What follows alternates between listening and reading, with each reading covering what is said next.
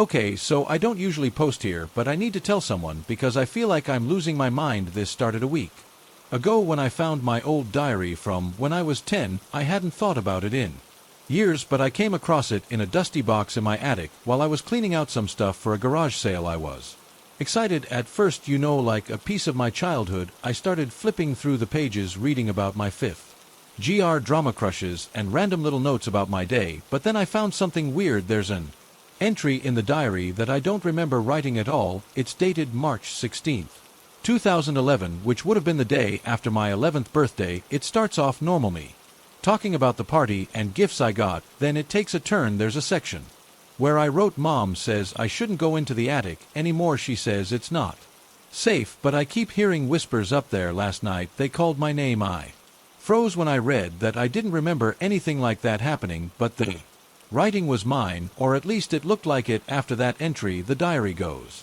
back to being normal, talking about school in France. I tried to brush it off as a weird childhood memory, or maybe my imagination running wild, but then things started happening around the house. Little things. At first, I'd hear creaks in the attic above my room at night. I figured it was just a house settling, but then I heard footsteps, slow, deliberate footsteps. 2 nights ago, it got worse. I woke up around 2 a.m. to the sound of something moving upstairs, not just footsteps but dragging, like something heavy was being pulled across the floor. My heart was pounding, but I forced myself to go up there and check. When I opened the attic door, the dragging stopped, but the air felt thick, like someone was watching me. Yesterday, I decided to read more of the diary. I found another entry that I definitely don't remember writing. It said he's in the attic again. He wants me to come back. He says he's lonely, but I don't want to go up there anymore. Mom says it's dangerous, but he keeps calling my name. He knows I'm scared. Here's the thing, my mom never said anything about the attic being dangerous. In fact, we rarely used it when I was a kid, so where did this come from? And who the hell is he? Last night, I woke up to whispers, not creaks or footsteps. This time, actual whispers. I swear to God I heard my name just like in the diary, but when I went to check, the attic was empty. I don't know what to do. I'm starting to feel like I'm losing it. I thought about burning the diary, but something is stopping me. I keep thinking maybe I'll find answers if I keep reading it, but I'm also terrified of what I might find. Has anyone else experienced something like this? Could this be some sort of childhood trauma resurfacing, or is it possible for an old diary to somehow change? I need advice. Hey everyone, I wanted to share an update since so many of you were invested in my story and offered such great advice. Things have taken a strange turn since my last post, and I feel like I had to process it all. After I found that last eerie diary entry, I didn't sleep well. The whispers continued every night, growing more persistent and unsettling. I kept hearing my name, but I tried to brush it off as my mind playing tricks on me. A couple of nights later, I decided I couldn't keep ignoring what was happening. I figured it was time to face my fears and confront whatever was in the attic. Yes, I know it's really bad to go to the attic again, and this is how I die in horror movies. When I grabbed the diary and the flashlight and made my way up there, my heart racing the entire time. Once I opened the attic door, the air felt colder and the atmosphere was heavy. I took a deep breath and scanned the room. It was dark, with only the faint beam of my flashlight cutting through the shadows. I had hoped maybe I would find something that would help me understand why I had those strange memories from childhood. As I rummaged through some old boxes, I came across a small dusty trunk. I opened it, and inside were various childhood items, old toys, school projects, and even some of my old drawings. But then I found something that made my stomach drop. A small weathered toy figure of a man that looked almost like the creepy figure from my dreams. I didn't remember owning it, but there was something unsettling about it. The moment I touched it, I felt a rush of emotions, fear, sadness, and something else that I couldn't quite place. I dropped it in shock and stumbled backward, accidentally knocking over a stack of boxes. That's when I heard it, the distinct sound of whispering again. I couldn't make out the words, but it was definitely my name being called. Panicking, I bolted out of the attic, slamming the door behind me, and I didn't stop until I was back in my bedroom.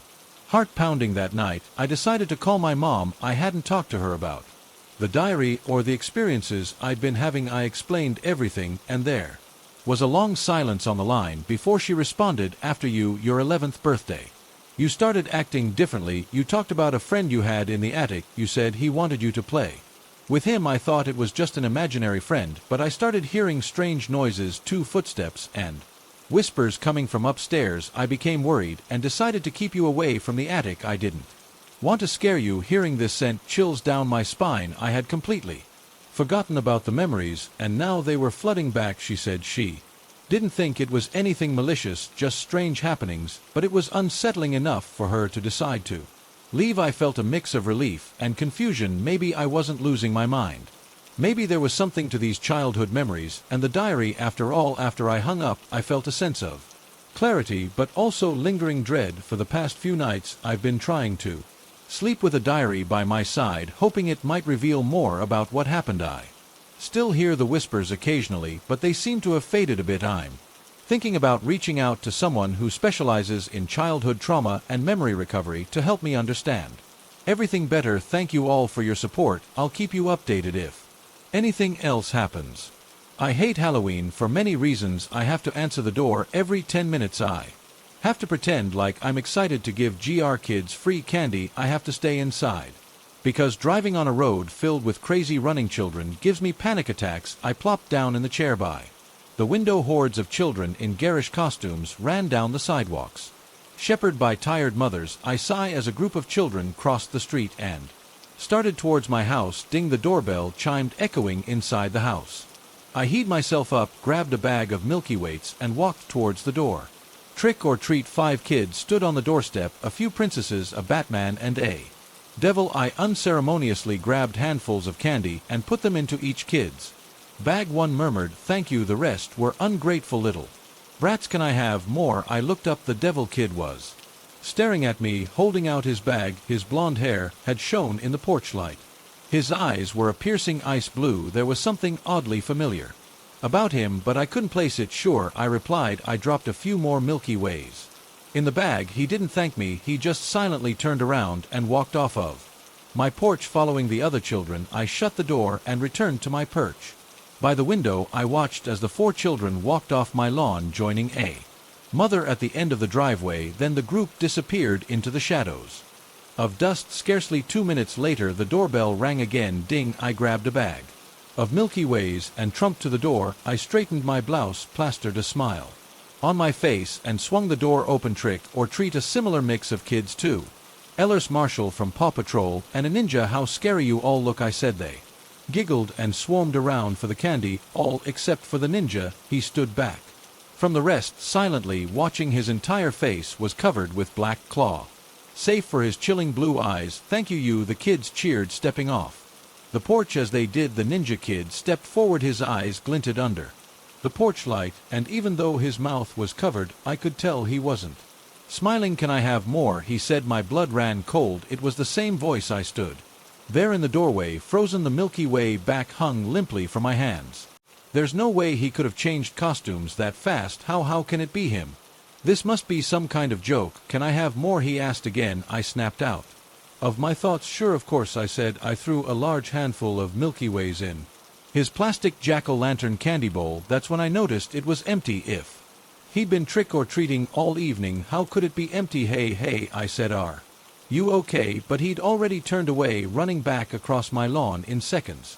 He was gone, camouflaged in the dusky shadows among the fellow trick-or-treaters. I sat back down on the chair and stared at the floor. I didn't want to look out at the swarms of kids anymore. I just wanted to be alone. Those blue eyes, I know I've seen them before. I not under good circumstances. Whenever I'd seen them before, something bad or embarrassing must have happened at the same time. Seeing them again filled me with an inexplicable dread. I ran my fingers through my hair. Maybe he'd come to my house last year, but that didn't make sense either. Last year I'd been over at my ex-boyfriend Drew's house. We'd gotten into a terrible fight that lasted for hours, and I'd left late. I hadn't handed out a single piece of candy. Tap. My head jolted up. Tap, tap. Through my own reflection in the glass, in the dark shadows of dusk, I could make out something, a pair of blue eyes. I jumped back with a terrified shriek. Then I grabbed the cord and pulled. The blinds dropped with a clatter. Thump, thump. His footsteps raced over the deepy grass, fading into the night. Who the hell is he? I didn't have time to think about it. Ding. I didn't move. I didn't want to answer the door and see that kid again. Ding, ding. But I also couldn't listen to the doorbell ring for 10 minutes. I heaved myself out of the chair, forced a Smile and swung it open. Trick or treat. My eyes glanced over the trick or treaters. Nervous. A fairy with curly hair. An incredible boy with brown eyes. A little girl in a tutu. None of them were him. I breathed a sigh of relief. Here you go, I said with a grin. I was so relieved I gave each of them about 10 Milky Ways. They squealed in delight and scabbed back towards their parents. I slowly pushed the door, closed it, squeaked against the hinges, and then slammed shut. I returned to my chair. I glanced at my phone. 8:19 p.m. The din of children outside was finally fading when I peeled back the blinds. The flow of little costumed figures was heading towards the main road. Within 20 minutes, the noises faded to silence. I flipped through a book, checked my texts, and got comfortable. Ding. I picked up the candy bag, which was now nearly empty. Only 4 fun-sized bars floated in the bottom. I hope it's not more than 4 kids. It wasn't. It was just one child. He was wearing some sort of werewolf costume. The outfit was black TFTs of fur haphazardly taped to his body. On his head was a hideous mask. The plastic snout was contorted into a snarl, revealing yellow teeth. Fake blood drip from its mouth, caking the fur on his shoulders. Do you want some candy? I asked, my voice starting to waver. I glanced at the road. It was empty. All the kids were gone. A terrible dread sunk in my heart. My hand quivered on the door knob. Can I have more? I slammed the door shut in his face. I clicked the locks. I ran to the back door and locked it. I closed the windows. Then I threw myself into a chair and sobbed. The costume was familiar, horribly familiar. The yellow, sightless eyes, the pointed plastic teeth, familiar and alien all at once. I wrapped my arms around my knees and sat there motionless on the couch, listening to the cement. Teach. I ched up. My heart throbbed in my chest. I whipped around looking for the source of the noise. Hello, I called. Thumb. It was coming from the living room. I squinted in the shadows, trying to make sense of the shapes. I could see the silhouette of the floor lamp near the window, the bulky outline of the couch. Something stood between them. Something short with a horrible contorted face. Can I have more? The voice quietly called out of the darkness. How did you get in here? I scrambled back into the family room. The golden light enveloped me, and I felt slightly better. He's probably just some lost kid, I told myself. I'll call the police. They'll find his parents. It's all just some misunderstanding. We'll find your parents. Okay, I said, choking back the fear. Let me just make a call. We get you home safely. Okay, buddy. He didn't reply. Instead, he took a step forward. As he came towards the light, I saw there was something terribly off about him. His head tilted strangely to one side. His left arm was twisted and mangled with each step. His body lurched forward unnaturally. Are you okay? I asked. Silence. The fake blood that dripped from the werewolf's snout now soaked him. His pale little hands were covered in a red shiny liquid. The black outfit glistened in the light. The fur was caked and matted. Can I have more? I backed into the family room. I fumbled for my phone. It was gone. I grabbed at anything I could find, and my hands latched onto the nearly empty candy bag. This, I asked, is this what you want? The child didn't reply. He took a step forward. Here, you can have it. In my terrified state, I threw it at him. The bag bounced off his chest and landed at his feet. He didn't pick it up. Can I have more? I gave you more. He looked at me with those horribly familiar yellow eyes. Then he stopped. He stood just a few feet from me, bloody hands hanging stiffly at his sides. I took a step back and hit the wall. I was cornered. Who are you? I yelled. My plan to stick calm and call the police was long gone. I descended into panic. Why won't you leave me alone? The tiny black pupils fixed on me, and he spoke for the first time. He didn't ask for more. Do you remember me? What are you talking about? Do you remember what you did to me? His high-pitched, lisping voice was muffled through the mask. Do you remember what you did 1 year ago? 1 year ago, 1 year ago on Halloween night. How could I forget? I was storming out of my True's house, fuming, swearing I'd never see him again. Slammed. The sound of my car door cut sharply through the night. The engine revved underneath me. The headlights blinked on in the darkness. I wasn't paying attention. I was thinking about the fight. I didn't even glance behind me before I backed out of the driveway.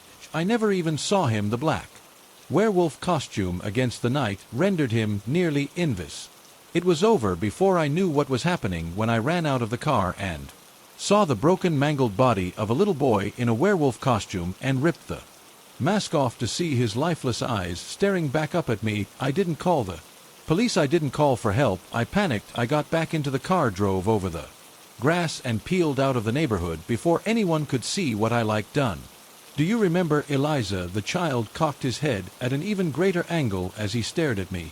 Through the mask. Do you remember now? I choked through sobs. I'm so sorry, I didn't mean to. I was upset. I wasn't paying attention. Can I have more? I looked up. He'd taken off his mask. The left side of his hand was crushed. Blood tripped down his face, staining his pale skin, caking his blonde hair one icy blue. I was squashed deep into its socket. The other was perfectly intact. His neck was bent at a horribly unnatural angle. Can I have more? He asked, his lips parted to reveal shattered teeth, a scar tongue. Can you have more? What I asked. Can I have more time?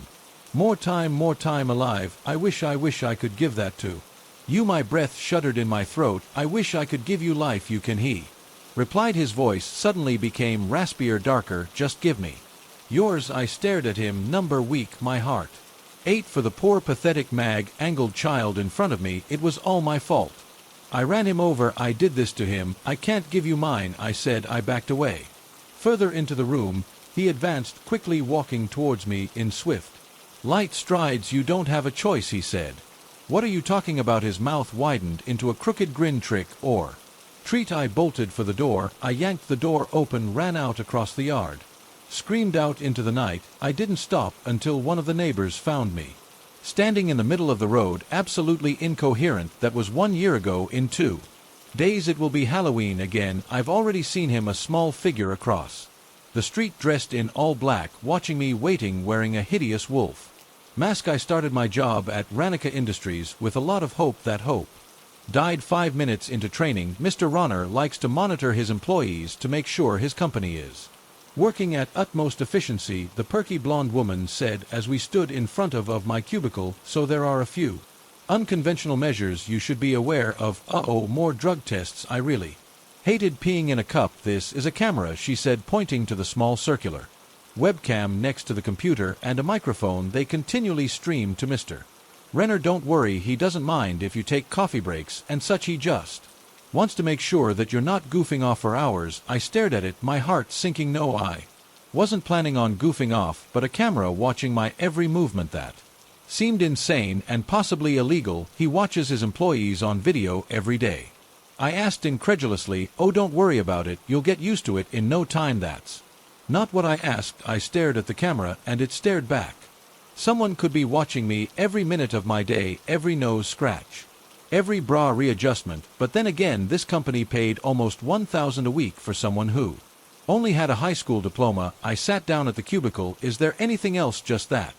Mr. Riker's office is off limits. He doesn't like to be disturbed, so please don't go to him at any hour. Oh, great, he likes to watch us, but we can't even look at him. Okay, thanks, I say as she hurried away. Then I was sitting in front of the computer. On my right was an older man, and on my left was a woman about my age. They sat in their cubicles, laser-focused eyes glued to the screen, fingers racing across the keys. Hi, I said softly. They didn't reply. Okay, I get it. This place is kind of intense, but that's what you get when they pay you the big bucks. I glanced up at the camera one last time, then got to work at around 12:15 p.m. I left to go get lunch at Bojangles. As I stood up, I noticed only a few other people were missing from their cubicles, which was weird. At my old job, the place would be a ghost town. By 11:55, I got back to the office at around 10:05. I returned to my seat, popped my Coke on the counter, and turned to the computer. What a small message had popped up in the right-hand corner. Please do not take lunch longer than 30 minutes. My heart began to pound. I turned around as if expecting someone to be standing there watching every move over my shoulder, but there was no one there, of course, just the camera, always watching. I leaned towards the woman next to me. Hey, did you know about the lunch rule? Without looking at me, she replied, most of us do protein shakes. There's a vending machine by the bathrooms. She lifted a white bottle that said soy something on the front, took a sip, and placed it back down while still typing with her left hand. Really, that sucks, man. Things are strict around here. That's when she finally took her eyes off the screen. She stared at me long and hard, and then whispered, don't say that, I'm just don't. Then she turned back to her computer and continued typing. Weird. I spent the rest of that afternoon working hard on that spreadsheet. At exactly 5 p.m. I shut down the computer, gathered my things, and started for the door. Most of the other employees were still hard at work, but I didn't care. My brain was fried as I walked towards the elevator. I passed Mr. Riker's office. Through the frosted glass, I could see his blurry silhouette in the computer chair. From what I could see, he was an average white man with dark hair and a black suit. He didn't look up at me or even move as I passed by. I walked into the elevator looking forward to a meal that I could spend more than 30 minutes on the next morning at around 10. I decided to take a coffee break. The break room was small, but clean. I pot a fresh coffee sat in the coffee maker, and I poured myself a cup as I grabbed a few creamers. I heard a voice behind me. "You're the new hire, aren't you, A.T. woman?" With a husky voice stood there wearing a skirt that looked about 2 sizes too small. She looked me over and then broke into a smile. "I'm Becky," she said, extending a hand. "I'm Stella," I said, swirling cream into the coffee. "How do you like it here so far?" "Well, it's actually kind of intense." She shook her head, then pointedly stared at a spot above my shoulder. I turned around. There was another camera. I was about to go for a smoke break on a cigarette. "Oh, I don't." She grabbed my hand and squeezed it so tight it hurt. "Yes, you do. Come on." We made our way out of the building to the entryway in front. The cold wind swept through, numbing me to the core. She pulled out a cigarette and lit it. Then she pivoted away into a recessed alcove in the brick and threw the cigarette on the ground. "What are you?" "This is the only blind spot," she said, stomping it out with her heel. "The only place in the whole damned compound that isn't visible from the cameras." "Can they hear us?" I asked as I joined her. "Not really. The nearest camera is all the way back there. We should still keep it down, though." She lit another cigarette, let the smoke trail off in the wind, and then stomped it out. "Listen, kid, get out while you still can. You're young, single, no kids, right? You don't need this money. I'm only still here 'cause I got 3 kids to feed. I actually do have a kid, a 2-year-old son. I'm a single mom." "That's rough," she said, "but I'm telling you, this job isn't worth it. Leave and never look back." With that, she walked past me and headed back into the building. By the time I made my way in, she was already gone. I should have heeded her warning. I should have trusted her, but the dream of keeping Ryan in a good daycare and being able to afford toys and art supplies and all kinds of things for him was too tempting. That day for lunch, I bought one of the awful soy drinks. The next 2 days slopped by, boring but manageable. No more creepy pop-ups. I guess I was working at a pleasing efficiency to Mr. Ronner, where I was just starting to feel good about everything. Then Friday happened around 10 a.m. I made my way to the bathroom. While washing my hands, I checked my reflection in the mirror. Dark circles fell under my eyes, and my lips were pale, almost the color of my skin. I hadn't gotten much sleep the night before. I pulled out my lipstick, then shook my head. I needed something with more pop. I pulled out my red lipstick and leaned in close and realized it was a one-way mirror. I could see the faint outlines of something on the other side, long and straight like a couch or a wall, but I couldn't quite make out what lay beyond. Feeling uneasy, I made my way out of the bathroom. The clacking of keys once again filled the air, and I took a seat in front of the computer. I'd only been working on this spreadsheet for a few minutes when I got the notification, "Red lipstick is prohibited in the workplace." I froze. Someone was watching me. Had someone been standing on the other side of that one-way mirror, or did they just notice now on the webcam? Was he watching me right now from his computer? Handshaking, I grabbed a tissue and wiped the lipstick off. I waited, wondering if I'd get another message. Instead, the message just disappeared after a few seconds. That day crawled by at a snail's pace. Every few minutes I found myself glancing at the webcam, wondering if I were being watched. There were at least 50 other employees. How could he be watching each one at the same time? Didn't he have his own work to get done unless he keeps an eye on new hires? I glanced around my desk, then I picked up the tissue box and, making it look perfectly natural, placed it so that it obscured the camera. "Try to watch me now, Mr. Renner." Not 5 minutes later, my phone began to ring. As I pulled it out of my pocket, I saw the name Sunnyside Daycare. My heart plummeted as I picked up the phone. "Hello, hi, Miss Johnson," the voice cheerfully said on the other line. "I'm just calling to confirm that your husband will be picking up Ryan today." "My husband?" "Yes, ma'am, your husband is here to pick up your son, but he never signed the form, so we need your permission to release him." "I don't have a husband. I'm not married." Who's there right now? Is he?" "Oh, that's funny, he just left." "Well, next time you come in, can you have him sign the form? That way I don't need to call you." I said, "I don't have a husband," I shouted into the phone. Several of the workers turned to stare at me. As soon as I met their eyes, they quickly snapped back to the screen, typing away furiously. "Oh, that's strange," the woman Said on the other end, "We'll look into this matter, thank you." The line click. And I stared at my phone, emotions searching through me. Who the hell was? They're trying to pick up my son. I didn't put the pieces together until I turned back to the screen. A new message had popped up: never block the camera at your workstation, please. There will be consequences. My fear suddenly burned into anger. I pushed myself away from the desk and charged towards Mr. Riker's office. He thinks he can mess with my kid as soon as I give him a piece of my mind. I was calling the police on this entire operation. I stopped in front of the door, staring at his blur silhouette through the glass. My heart pounded as my hand fell on the doorknob. I can do this. I turned the doorknob and charged in. The blood rushed out of my face. It wasn't a man sitting in the office chair. It was a cardboard board cut out. I stood there in the doorway, frozen. The clicking of keys still filled the air behind me. Either no one looked up, or they knew that their boss's office was occupied by cardboard. What the hell is going on here? I left work right then and there. I called the police, drove straight to Sunnyside DR, and picked Ryan up. But when the police got there, the building was empty. Everything was packed up. Ronner Industries knew I called, even though I was in my car miles away. They are still watching me. There is a video on YouTube simply titled "White Noise Black Screen." It is a 10-hour-long video designed for playing while you're asleep.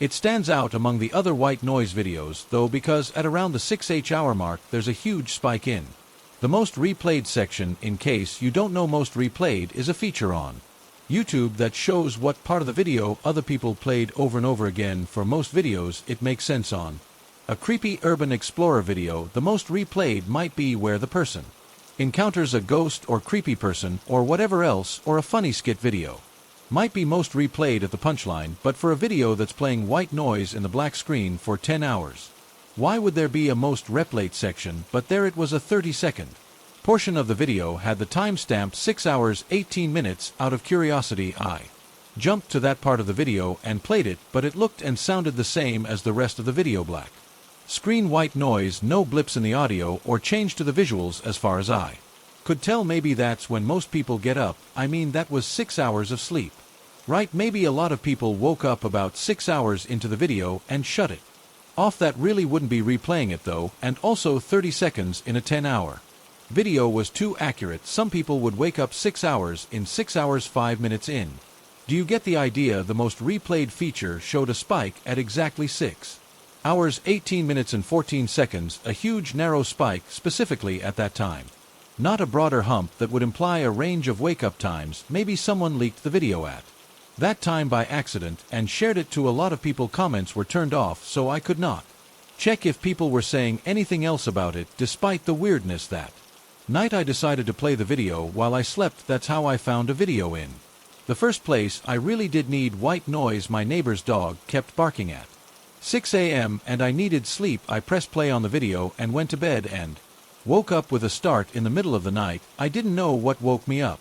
My phone said it was 3:37 a.m. My room was pitch black except for the dark gray glow of the white noise black screen video playing. I rolled over, pulled the blanket over me and tried to fall back asleep, but my body was pumping with adrenaline. It was like I'd woken up from a nightmare or something, even though I didn't remember having one. I tried to run relks, slowly counting in my head. That's when I heard something else. It's hard to describe, but I'll try. Some white noises are computer generated so that they truly make a uniform rushing sound the entire time. Others, however, especially in older sound machines, are actually a clip of white noise repeating over and over again. Listening to it long enough, your brain starts to pick out a pattern of the subtly changing tone, and it gets really annoying. That's what this felt like. My brain was suddenly picking out a pattern, a sort of rhythm to the white noise, even though I hadn't heard it when I fell asleep. The longer I lay there tossing and turning, more my brain picked up on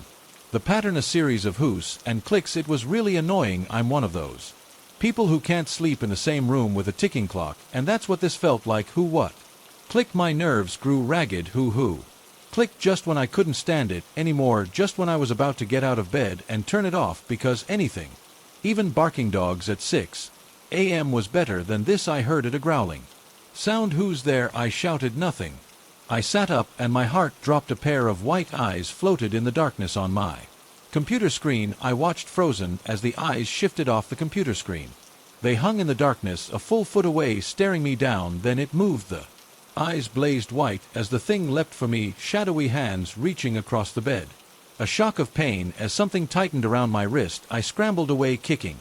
I grabbed my phone off the nightstand, turned on the flashlight. Nothing was there. I ran to the door and turned on the lights. The bedroom was empty. I grabbed the laptop and saw that it was just past the 618 mark in the video. The most replayed part 1. Rewound it, replayed it. Nothing was there. No grow, no shadowy figure, no blazing white eyes. I ran to the bathroom and splashed water on my face, trying to calm myself, to break myself out of the panic. It was just a dream. You were half asleep, that's all it was. But when I looked down at my arm, I saw a purple bruise just above my wrist in the shape of a slender skeletal hand. After work, I do the same exact thing every day. I crack open a cold can of Diet Dr. Pepper, put my feet up, and watch an hour or two of funny videos on YouTube. I always plan to do something productive, cook a healthy dinner, go for a run, make progress on my paintings, but I never do. I'm always too exhausted from work to do anything else. I don't think humans were built to work 8 hours a day sitting in the same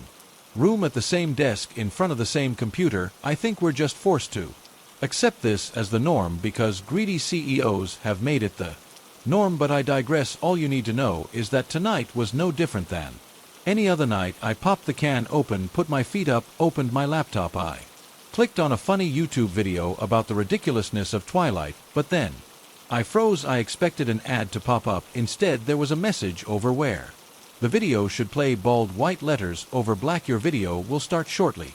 Would you like to view a 15-second ad or remove 15 seconds from your life? I squinted at the screen. What I'd never seen anything like this. I looked down at where the progress bar would be, thinking it was actually an ad itself, but there wasn't any bar and there wasn't a skip button either. What is this? After staring at it for a minute, I decided it must be some new thing YouTube was rolling out.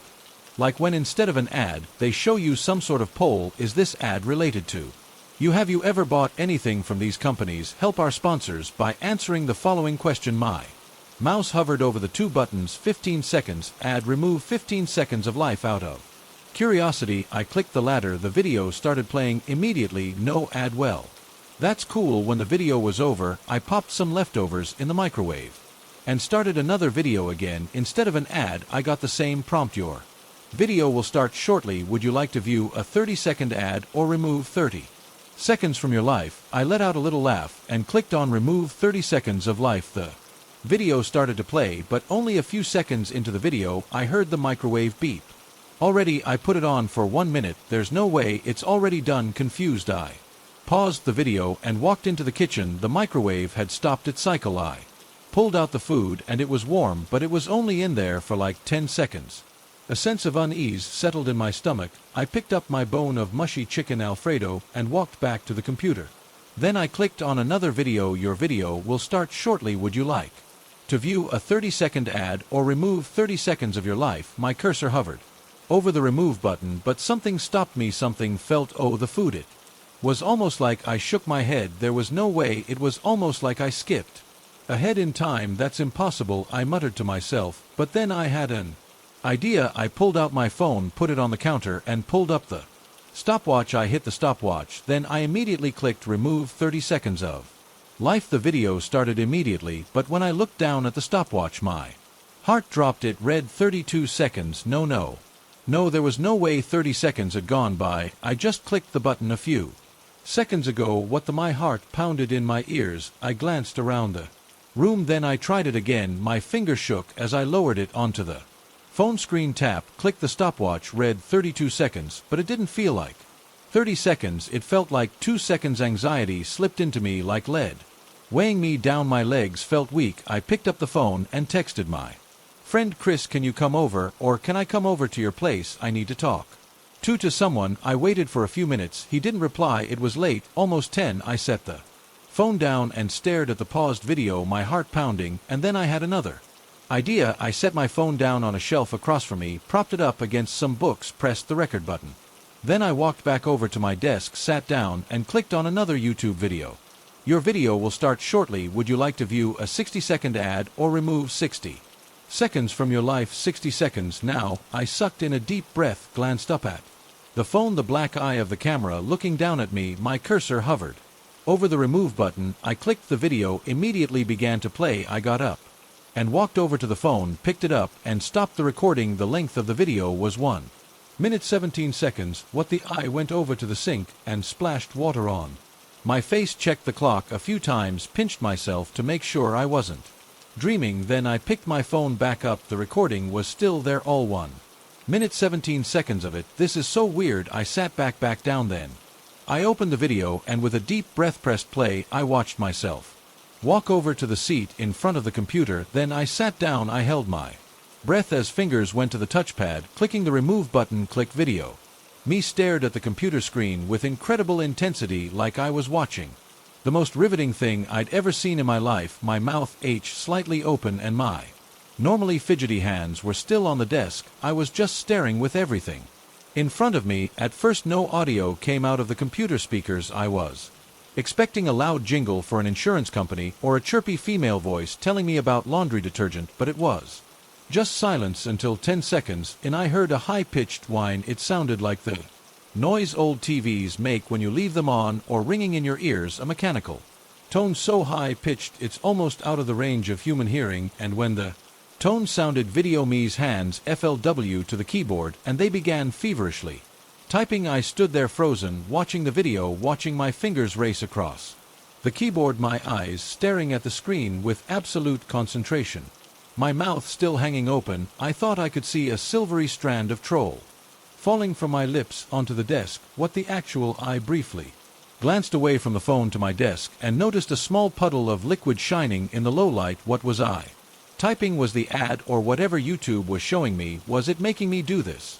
Because I looked dazed, hypnotized, controlled as the video approached its end. I saw a video me snap out of it. I closed my mouth, my hand started to fidget. I got out of the seat and walked towards the phone on the shelf, and that was it. I stood there frozen, the silence ringing in my ears. This is crazy.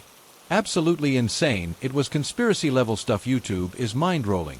People threw ads that erase time, quick block YouTube on every device that you own. If I had been on anything, hell, if I'd even had a glass of wine, I would have blamed it on that in an instant, but I was stone cold sober. I walked back over to the computer and put my hand on the screen, about to close it, but then I paused. I couldn't see the computer screen in the video. It was the wrong angle, but if I put the phone behind me, I could see what I was typing. No, you're not doing that again. My inner voice instantly protested, close the laptop and get out of here, but I couldn't. Curiosity was tugging at me. I had to know what I was doing. I quickly propped up the phone behind me and sat back down at the computer. I clicked on another video. Your video will start shortly. Would you like to view a 60-second ad or remove 60 seconds from your life? I took a deep shuddering breath. Then I clicked remove. The video instantly began to play, but I knew that it was just from my point of view. I grabbed my phone from behind me and sure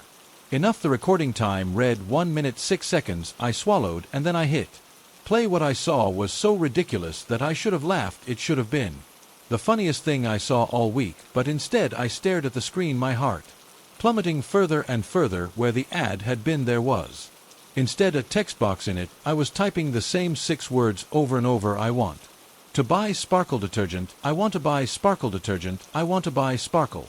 I must have written it 50 times before the minute was up. Then the text box disappeared and the video started to play. I watched video me get up, turn around and turn off the recording, and I slammed the laptop shut and went straight to bed, my heart racing in my chest. When I couldn't sleep, I pulled my phone out and began searching for this phenomenon, typing keywords into Google like weird YouTube, too bad YouTube removed 30 seconds from life, and whatever else you can think of. Nothing came up, but it doesn't end there, because I could have sworn it was around 2:30 a.m. when I started searching, and I could have sworn I spent no more than half an hour Googling, but when I checked the time after closing all of my tabs, it was nearly 4 a.m.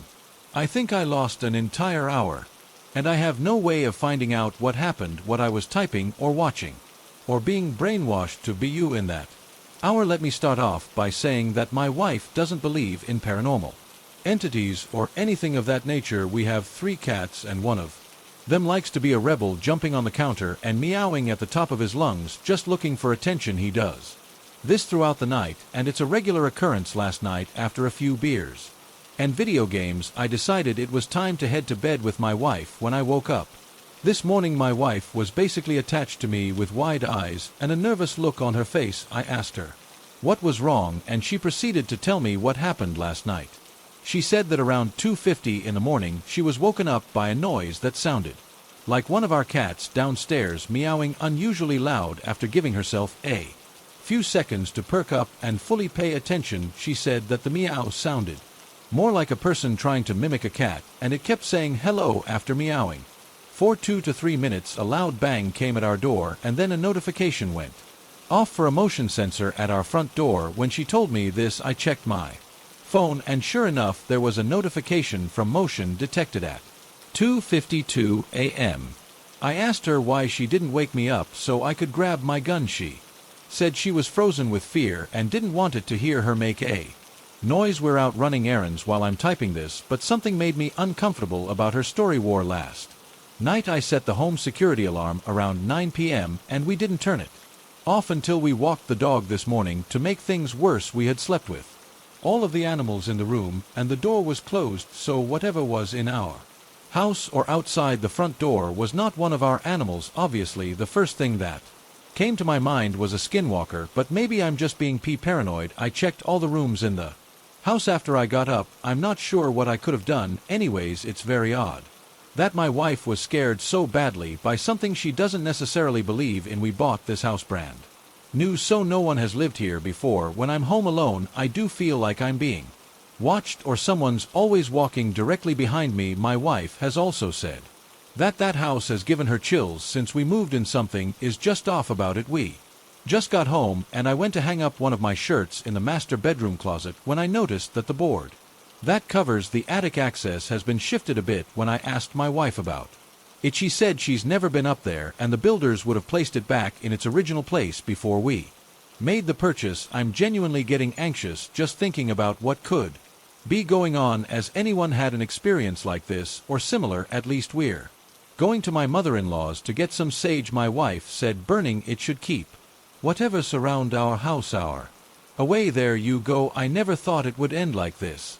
My truck's windows smashed, blood all over the interior, the frigid wind and snow blowing in on me as those two empty eyes stared in at me like a predator sizing up a helpless animal for the kill. It didn't start out like that. Of course, when I started out for my morning run, it wasn't snowing. There was snow on the ground. There had been a quick storm with some squalls that left half a foot of the white stuff on the roads just a few days earlier. The state took care of it pretty quickly and travel was barely interrupted. Everyone was on about their merry way, even me. The fact that I hated winter even more than driving a truck never entered my mind. Okay, that was a lie. As I drove down the road, I found myself looking at the small piles of snow along the roadside and cursing them for not being big enough to cancel my run. I had to drive my truck through some pretty empty places, the kind that made you long for anything to break up the monotony of 2 lanes of asphalt surrounded by endless trees. I had to drive that route quite often, and it never got any easier to stay awake. I would even imagine seeing odd things looking out of the trees as I flew by. I knew it was my mind playing tricks on me, trying to scare me into staying alert and not crashing the truck. If it had been a deer or bear or something like that, I would have just laughed it off. But this thing looked like it was out of some nightmare. That's how I knew it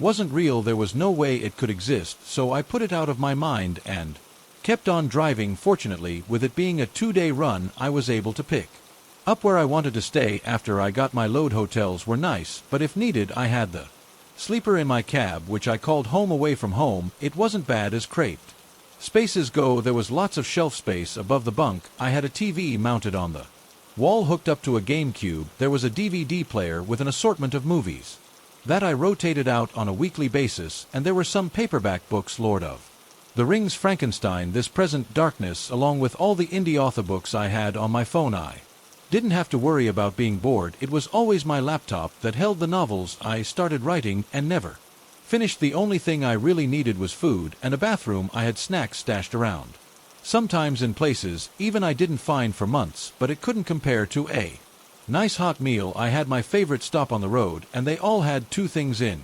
common: good food and a quiet place to park and sleep. I didn't like having my truck squashed up against other trucks, wondering if I would be able to get my door open if they parked like an idiot. I liked parking near the outskirts of a parking lot. It was more private and I didn't feel as hemmed in. Of course, there was a trade-off. More privacy meant walking further to get to the truck stop, sometimes a lot further, but I used that to my advantage. Nothing like a nice long walk to get the blood flowing to all the muscles I didn't use when driving. Unfortunately, the place was a local mom and pop operation, which meant they didn't have the money to stay open 24 hours a day. Usually, I would pull my truck into my spot in the evening, go get supper at the lunch counter, then grab supplies for the night. I'd always go inside one last time to use the restroom just before they closed.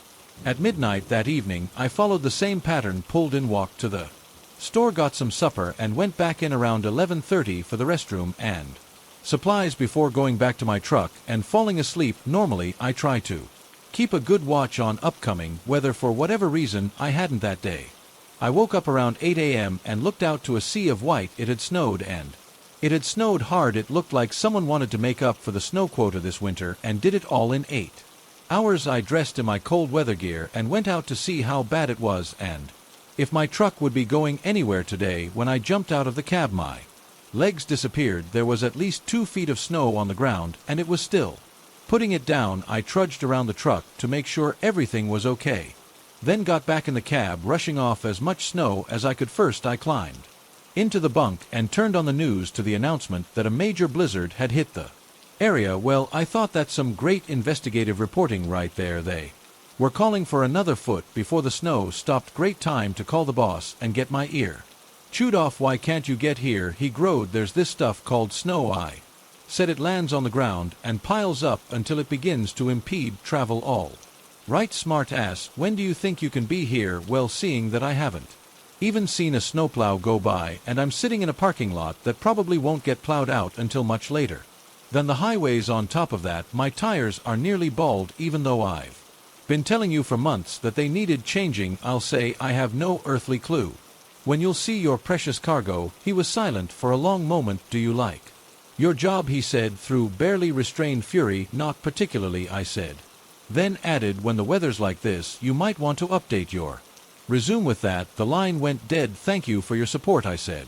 To the dial tone, I settled back in, turned off the TV, and went back to sleep. When I first started out trucking, a fellow driver gave me a tip that I never forgot. Any time you have the chance to get some rest, take it. That little tidbit helped me tremendously over the years. A little extra sleep means a lot less coffee. When I woke up a few hours later and peeked outside, it was still snowing. I looked out my driver's side window, and even my tracks were gone. I was feeling the call of nature and decided to brave the elements to take the trek to the truck stop. For some relief, I felt a little silly for putting on all my cold weather gear, including my gloves and goggles. That feeling didn't last long. It was snowing so hard I couldn't even see the truck stop. I drew an invisible line with the side of my truck aimed in that direction and started walking. I never read Call of the Wild. I never saw Alive. Maybe if I had, I wouldn't have been so eager to throw myself out into this blizzard just to go pee. Trudging through the snow in the driving wind was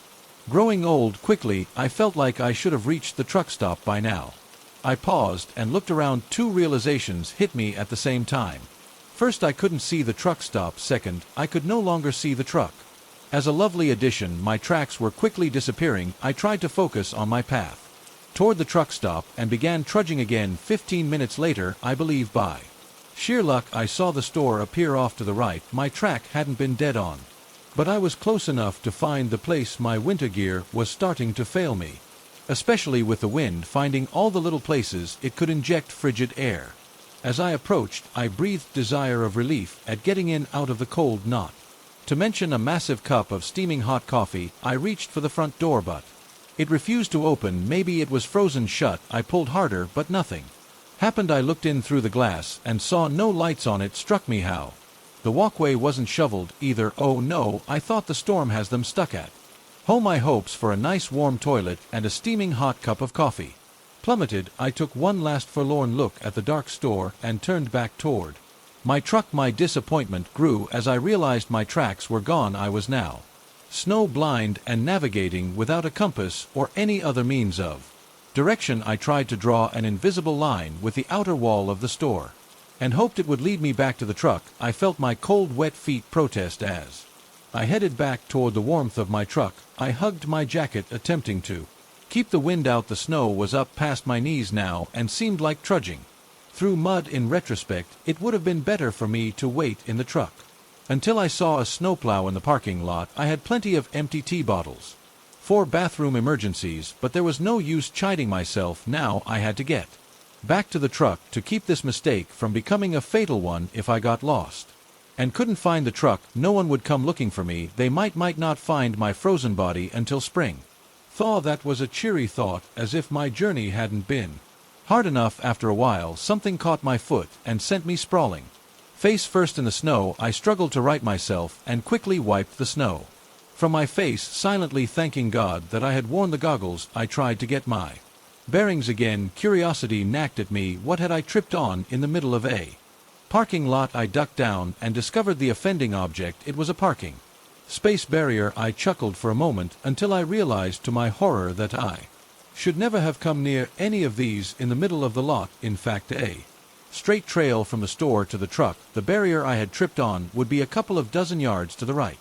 I scraped the rest of it off and saw it was running nearly parallel to my path. I had feared course badly. The bright side was I now had a point of reference and hopefully could correct my course. I looked around and found myself adrift in a sea of white. The store had disappeared and the truck was nowhere to be found. I took a deep breath and used the barrier to aim toward where the truck should be. I remembered one key fact in the process: these barriers lined the edge of the parking lot, and just past them was a drop-off. In retrospect, it was lucky I tripped on it instead of stepping over it and rolling down a hill that I might never make it back up again. I turned to aim myself where I thought my truck was when, out of the corner of my eye, I thought I saw a shadow of a figure walk by. I couldn't be sure because of the blowing snow made visibility nearly impossible. More than a few yards away, it could have just been my imagination. I'd been out in the cold for much longer than I planned, and it was time to get back to the truck. I was suddenly reminded why I got out of the truck to begin with. I had to pee so badly. I did a quick look and saw nothing but snow, so I whipped it out and let it go. I think whipped it out was a bit of an oversimplification. I fought to unzip my frozen zipper as my bladder screamed a full red alert that it was about to release the floodgates. Whether I was ready or not, I finally got it out and started the yellow stream. When the wind shifted direction, sending it spraying all over my pants, I quickly turned so that the stream was downwind. When I finished, I looked down at the front of my now wet pants and swore internally. Yet another reason to find the truck. Quickly, wet pants turned to frozen pants, turned to dangerous pants. I looked down at the barrier, now covered in flecks of yellow snow, and started on my new course. The snow had not let up one bit, and my energy started to wane, even though I just been standing around for the last 10 minutes trudging through nearly waist high snow was making me more tired than I had been in a long time. The wind rushing in my ears tore away my hearing. There wasn't anything out here to listen to, and yet I thought I heard something. I looked around, but only saw white. Was this my mind starting to play tricks on me like it did when I was driving, and thought I saw the creature that doesn't exist peeking out at me from the trees? I turned back to my imagined destination, wondering if delusions were the first step in freezing to death. As if to answer, the wind hit me with a solid gust, knocking me down. If I didn't know better, I'd swear I felt a giant hand in the middle of my back. Before I fell, I looked up and saw nothing but snow swirling around, making many tornadoes. I chuckled at the irony of them being called snow devils. I guess my own personal snow devil was pushing me around. I got up and started for the truck again. Every step felt like my feet were encased in concrete. I plodded on, trying to pull from whatever reserve energy I had to keep going. I couldn't die in the middle of a parking lot just yards away from my nice warm truck. That would be the ultimate irony. I walked on, barely conscious, wanting only my 18-wheel to safe harbor from this merciless storm. My head was down. I wasn't even looking anymore. It didn't make any difference. I knew I would never find it. I knew it was like looking for a needle in a field of haystacks. There was no way I could ever get back. Suddenly I slammed into something and fell back. The snow was so deep I Just lay there like a turtle unable to get off my back. I looked up and saw the thing that had hit me was the back corner of the truck 2 feet to the right. And I would have missed it. I smiled, but it took a lot of energy. I focused everything I had into getting up. Adrenaline took care of the rest. I marched up to the driver's side door and reached into my pocket for the key to unlock it, and I couldn't find the key. I ripped off my glove and searched again. Still no key. Despair smothered my mind. If I had dropped it one of the times I fell in the snow, it was lost forever, and so was I. I leaned against the truck door, so close and yet so far, and I could almost feel the heat through it. I smashed my fist into my leg in frustration, but felt more pain than I should have. I patted the other pocket and felt a lump. I tore off my other glove and reached into the pocket, pulling out the holiest of holies, the key. Tears streamed down my face and quickly froze as I stuck the key in the lock and opened the door. It took every ounce of energy I had left to climb up into the cab and collapse into the driver's seat. A wave of heat washed over me. For the longest time I just sat there until I mustered the strength to start pulling off my cold weather gear one piece at a time. I threw them into the passenger seat until I sat in my underwear. Only I leaned my seat back and basked in the warmth that flowed over me like an ocean wave. I imagined sitting on a beach with the sun shining down on me and the water beckoning. I fell asleep like this. I woke to a sore back and stretched as best as I could in my seat, then looked out the windshield. The snow seemed to have led up a little bit, and the wind wasn't nearly as fierce as before. There was still no sign of a plow, and there was no way I was getting anywhere without one. Off in the distance I could almost see the outline of the store. I wasn't going there again until the parking lot was plowed, but looking around I couldn't imagine how long that might be. There was at least 3 feet of snow already on the ground, and it was still putting some down. I crawled into the bunk and covered up for a serious SNP. Hours later I was starting to feel refreshed. I rolled over and turned on the TV, trying to see how bad things were.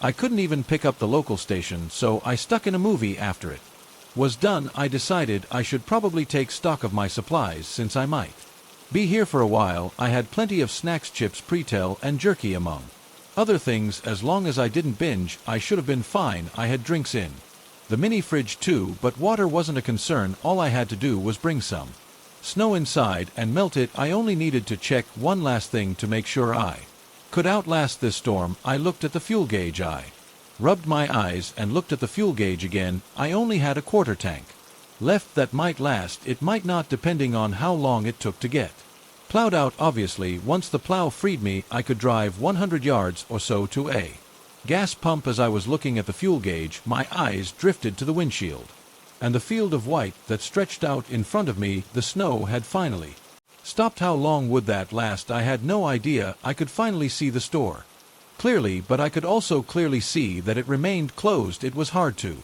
believe anyone would be plowing that amount of snow anywhere. I guess that's why they had the drop-off along the edges of the parking lot. As I softly chuckled at my realization, my eyes caught movement. There was some kind of animal walking around in the parking lot. At first I thought it was a deer because of the white horns on its head, but the longer I looked, the more I realized this creature was something else. It seemed bigger than any deer I'd ever seen. Its torso so rode above the snow like it was a ship. Its face looked like it had wasted away to the bare skull, and it had massive teeth that went far beyond its jaw. It was rather haunting to look at. It was sniffing around in the snow. The more I thought about it, I began to realize that was probably the spot where I had taken a leak. I was mesmerized and horrified by this thing. At the same time, I was nearly convinced my mind was playing tricks on me when it looked right at me, and my blood turned to ice. Its look pierced my soul. It made me wish I'd never come to this place. When it took its first step in my direction, I dove back into the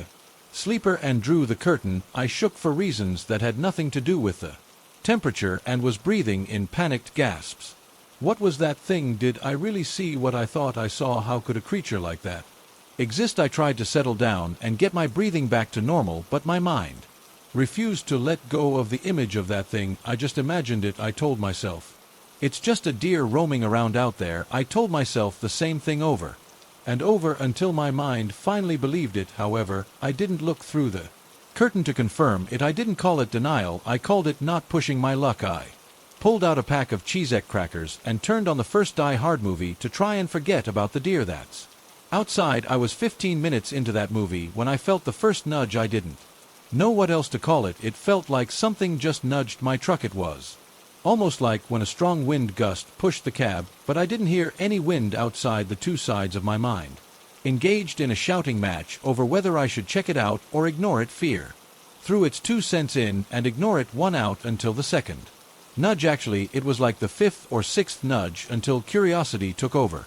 and made me go take a look. I peeked through the curtain and didn't see anything but snow through the windshield. I climbed out and looked through the passenger side window, but I saw nothing. I chided myself for my skittishness when I looked through the driver's side window and saw a set of horns. I rubbed my eyes and looked again, but they were gone. There were tracks in the snow that looked like deer tracks, but only bigger. Or was that my imagination carrying me away again? I looked in the rearview mirror and saw the creature poking at my tires with its horns. I was fairly sure it couldn't puncture one with just horns, but I didn't want to chance it. I reached down, grabbed my club, and reached the door to scare it away, but again it was gone. I was beginning to question my sanity. Was this thing real? Was it my mind playing tricks on me, or was this creature toying with me, trying to draw me out of the truck? I closed the door and went back to my movie, but I couldn't get the creature out of my head. I was on pins and needles, waiting, listening, anticipating the next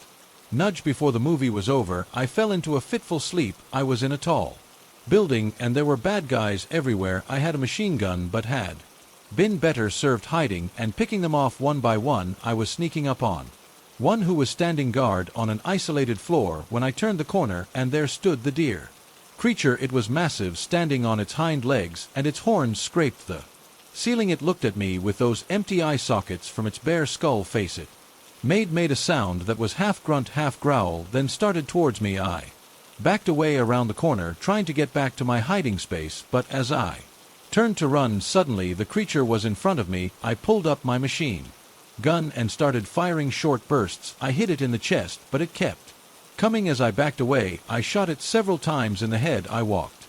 His chunks of bone flew, but it kept coming at me as if it didn't care. I shot at its legs, hoping to throw it off balance, but it had no effect. As if it had had enough, it charged, pinning me to a wall with its horns. I looked down as the blood began to seep from my belly around its horns. It pulled back and charged me again and again, sending shock waves of pain through my body and crushing my spine. It pulled back and allowed me to fall to the floor. Blood pulled around me as I tried to crawl away from the creature. I could only use arms. I couldn't feel anything below my waist, which was a partial blessing because it cut my pain in half after I'd crawled a few feet. I suppose it had enough of toying with me. It stomped its foot down on my neck so hard I heard a snap and my arms went dead. I could feel it tear into my back, ripping away pieces of meat. I could hear the sickening chewing and slurping as I was eaten alive. I woke with a start, sweat pouring from my forehead, and looked around the sleeper cap, looking for the creature that was tearing me to pieces. After a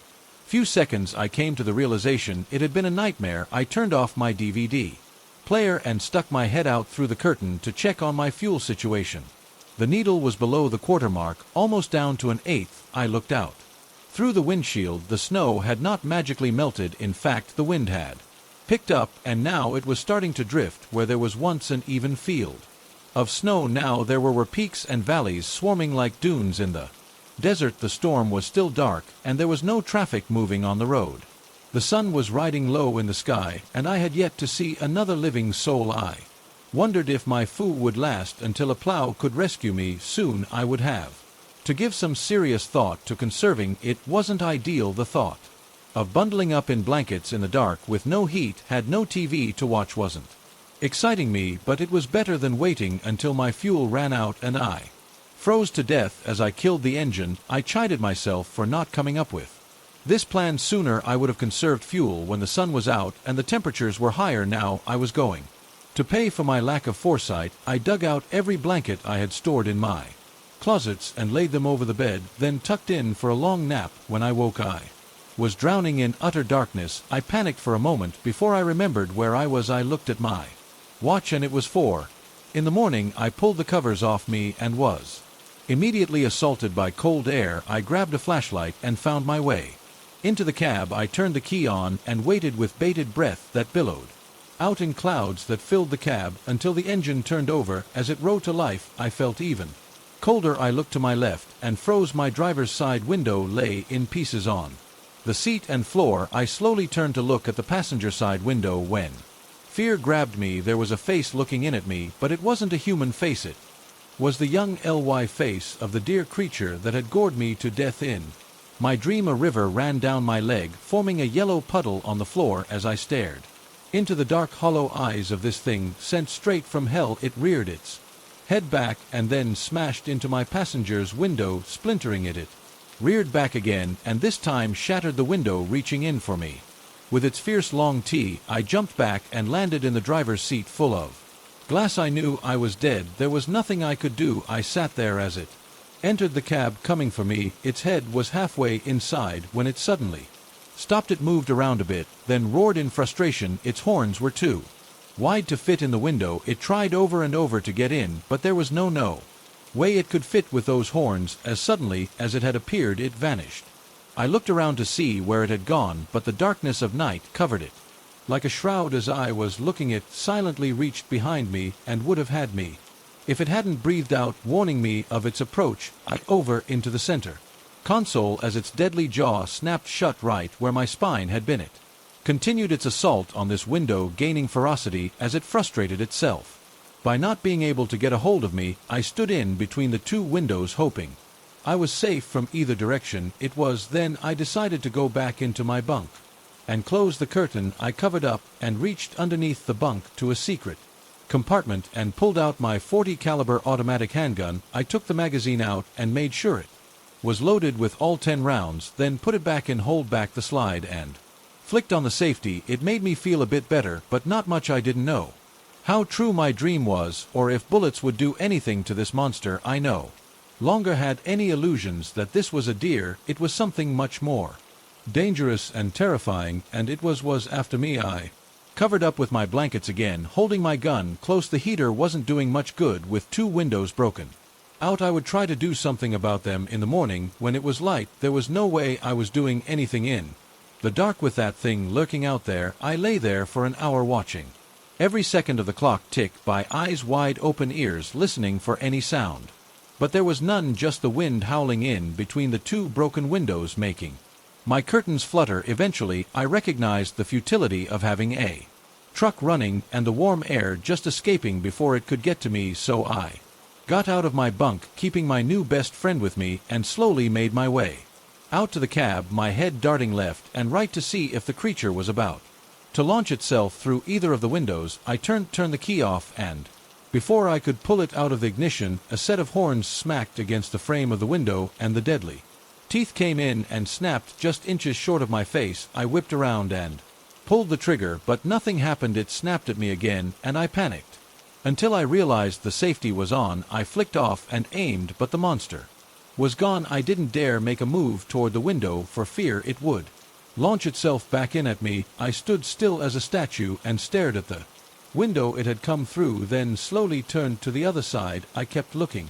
back and forth between the two, trying to keep my peripheral vision on both at the same time. I was shaking not only from the cold, but also from the sheer terror of not knowing where or when this thing was going to show itself. I decided my cold weather gear would be my best option, so I climbed back into the bunk and put on as many layers of clothes as I could find. When I popped my head back out, I was met with the most terrifying sight imaginable. The monster had climbed onto the hood of my truck and was now bashing its head against the windshield, trying to make its way inside. I knew the windshield was wide enough that it would be able to get its antlers inside, and I would be done. I pulled the gun up, aimed at its head, and fired. The explosion was massive. I instantly lost my hearing.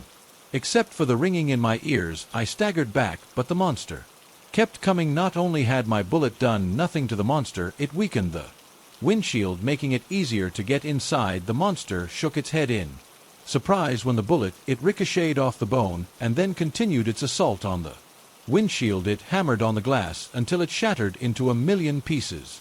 I was already aiming at its face and fired 2 shots before the glass even hit the floor. They both ricocheted off its skull, causing it to rear up just enough for me to fire 2 shots into its Chest it didn't collapse screaming in agony like I wanted, but I could tell it. Didn't like it either. It jumped down off the hood and disappeared. I stared out into the inky blackness, trying in vain to pick up any glimpse of it. I whipped around from one side window to the other and back again, waiting for it to show its horrid face.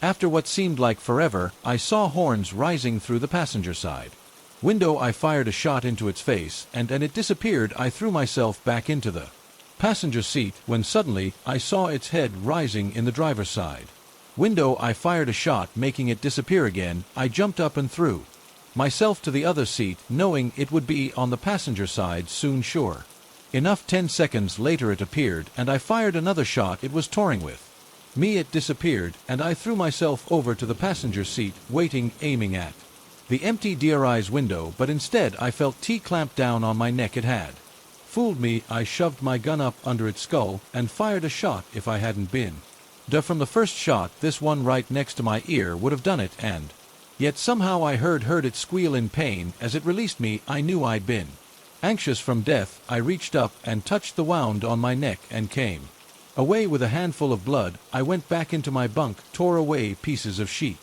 and pressed it to my wound. Then I tore some more of the sheet and tied it around my neck to hold the bandage in place. I went back out to the cab, only to see it crouching on the hood waiting for me. I never thought it would end like this. My truck's windows smashed, blood all over the interior, the frigid wind and snow blowing in as those two empty eyes stared in at me like a predator sizing up a helpless animal for the kill.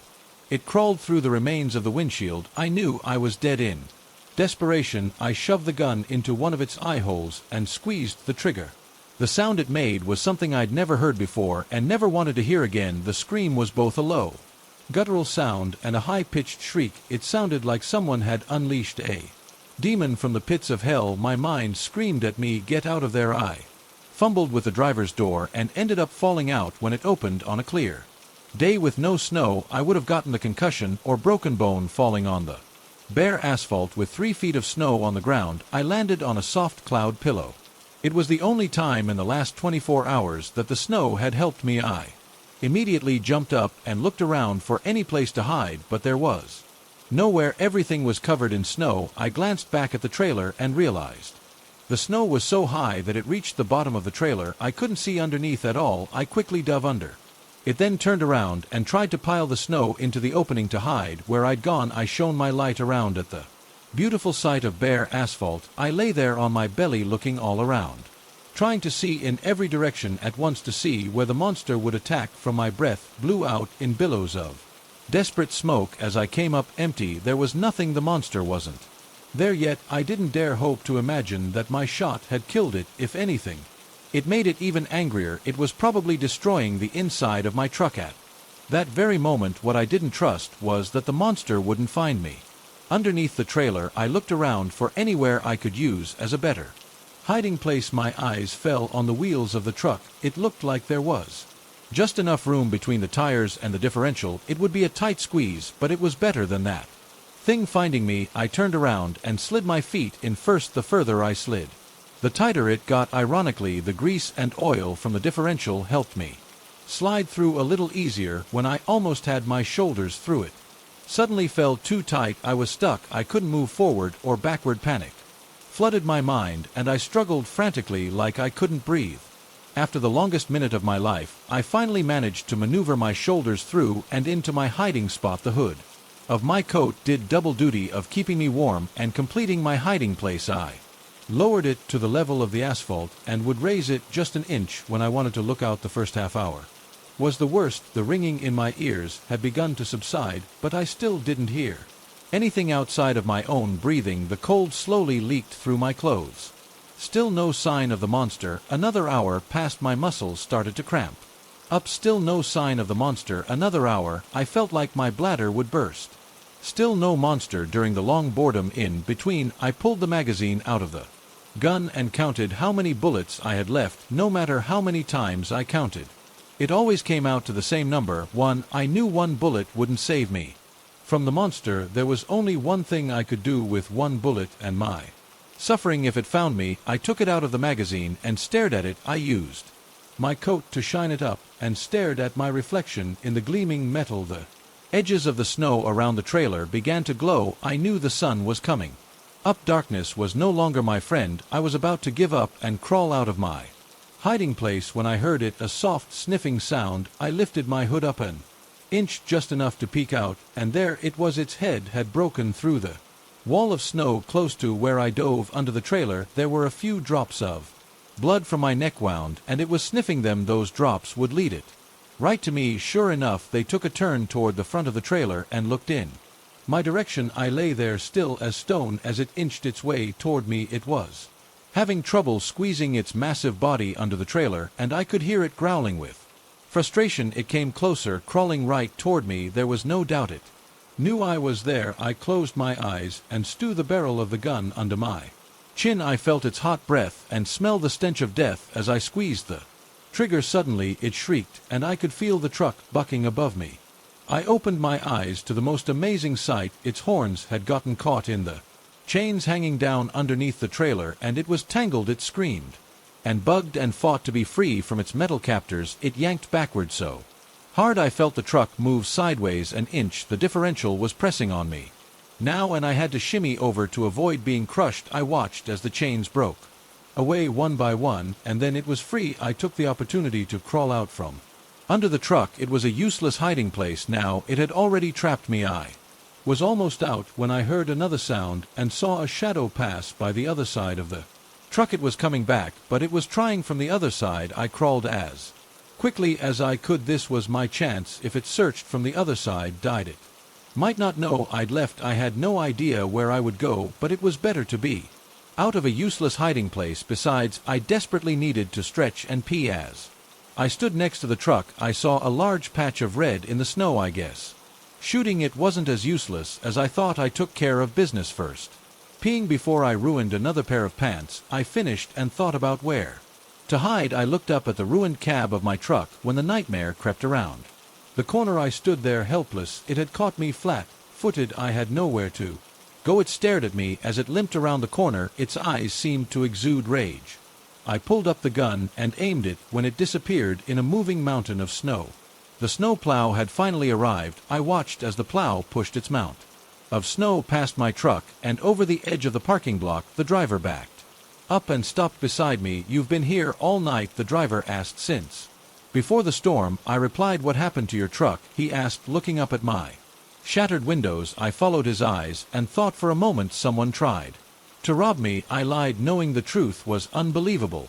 "I see you took care of it," he said, looking at the gun in my hand. I looked down at the gun and stuck it in my waistband. "But it's been one hell of a night," I said. "Well, don't worry, the roads are getting cleared and I'll get you plowed out of here," he said to me. "Thanks," I replied. He nodded and backed up to continue plowing. I looked at where he just plowed beside my TRCK and saw a long smear of red. I followed it to the edge of the parking lot and looked over the side with my hand on my gun. The drop-off was a good 10 feet or more, and the snow had already started to pile up. I followed the path of red down the hill with my eyes and saw antlers poking out of the snow. I stared at them, looking for any movement. For 10 minutes I watched, and they didn't move. I was interrupted when the plow pushed another pile of snow over the side, covering the atlas. I watched for another 5 minutes just to be sure. The plow guy pulled up beside me. "You okay?" he asked, and I pulled my eyes away from the snow pile. "Yeah, I'm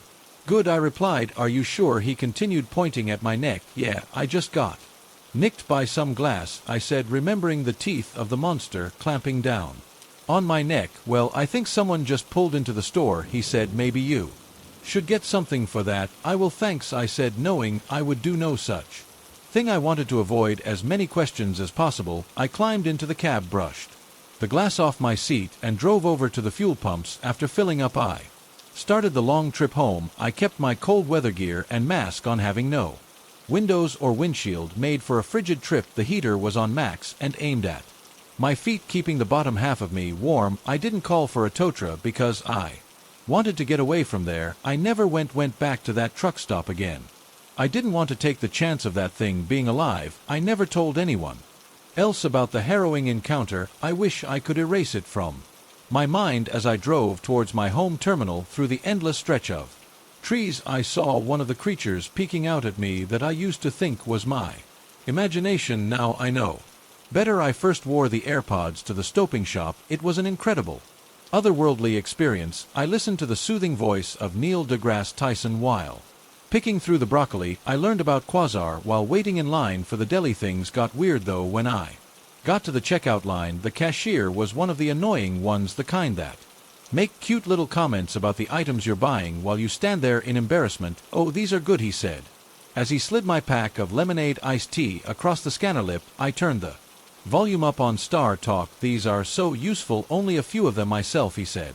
As he scanned the car phone stand blip, he reached for the truffles. He looked me straight in the eye and said, "More chocolates for your fat ass, huh?" I stopped dead. "Excuse me," I asked, slipping out my AirPods. "More chocolate for your art class, huh? That's not what you said." I told him what you said. I trailed off, looking at his pimply juvenile face. He looked so innocent. Never mind, I walked out in half. Maybe I did mishear him, I thought as I charged across the parking lot. After all, I was listening to Star Talk at the same time. Maybe the phones got all tangled up in each other, or maybe he was just a jerk. I got home in a bad mood, opened the box of truffles, and inhaled 3 of them just to spite him. Then my roommate got home. "Tara, want to join me?" I said, patting the cushion next to me. "Nah," she said over the low thrum of Kansas coming through the AirPods. I got to take off my shoes and just smell my feet for a while. I stared at her blankly. "When are you taking your shower?" she asked. "Not sure why. I'm going to sneak into your room and stalk your search history like I do every night." "What? I can't believe you still stuck Adam on face." I ripped out my AirPods. "B. Choi with chicken. Do you want some? I can make extra." I stared at her. "Are you going through my computer when I'm in the shower?" She ped, and she ran into her bedroom and slammed the door shut. "Did I mishar that too?" "No, there's no way." I packed a few things and I left for a friend's house. When I got there, she had the TV on. The searches still on. From Mackenzie Johnson, the newscaster, said, "If you have any information, please call the hotline." "What's this? Some local woman is missing." Amanda said. The film cut to an older man, Mackenzie's husband. "Please, if you have any information on my wife's whereabouts, go to the police," he said, his lip trembling. "I need her back, please."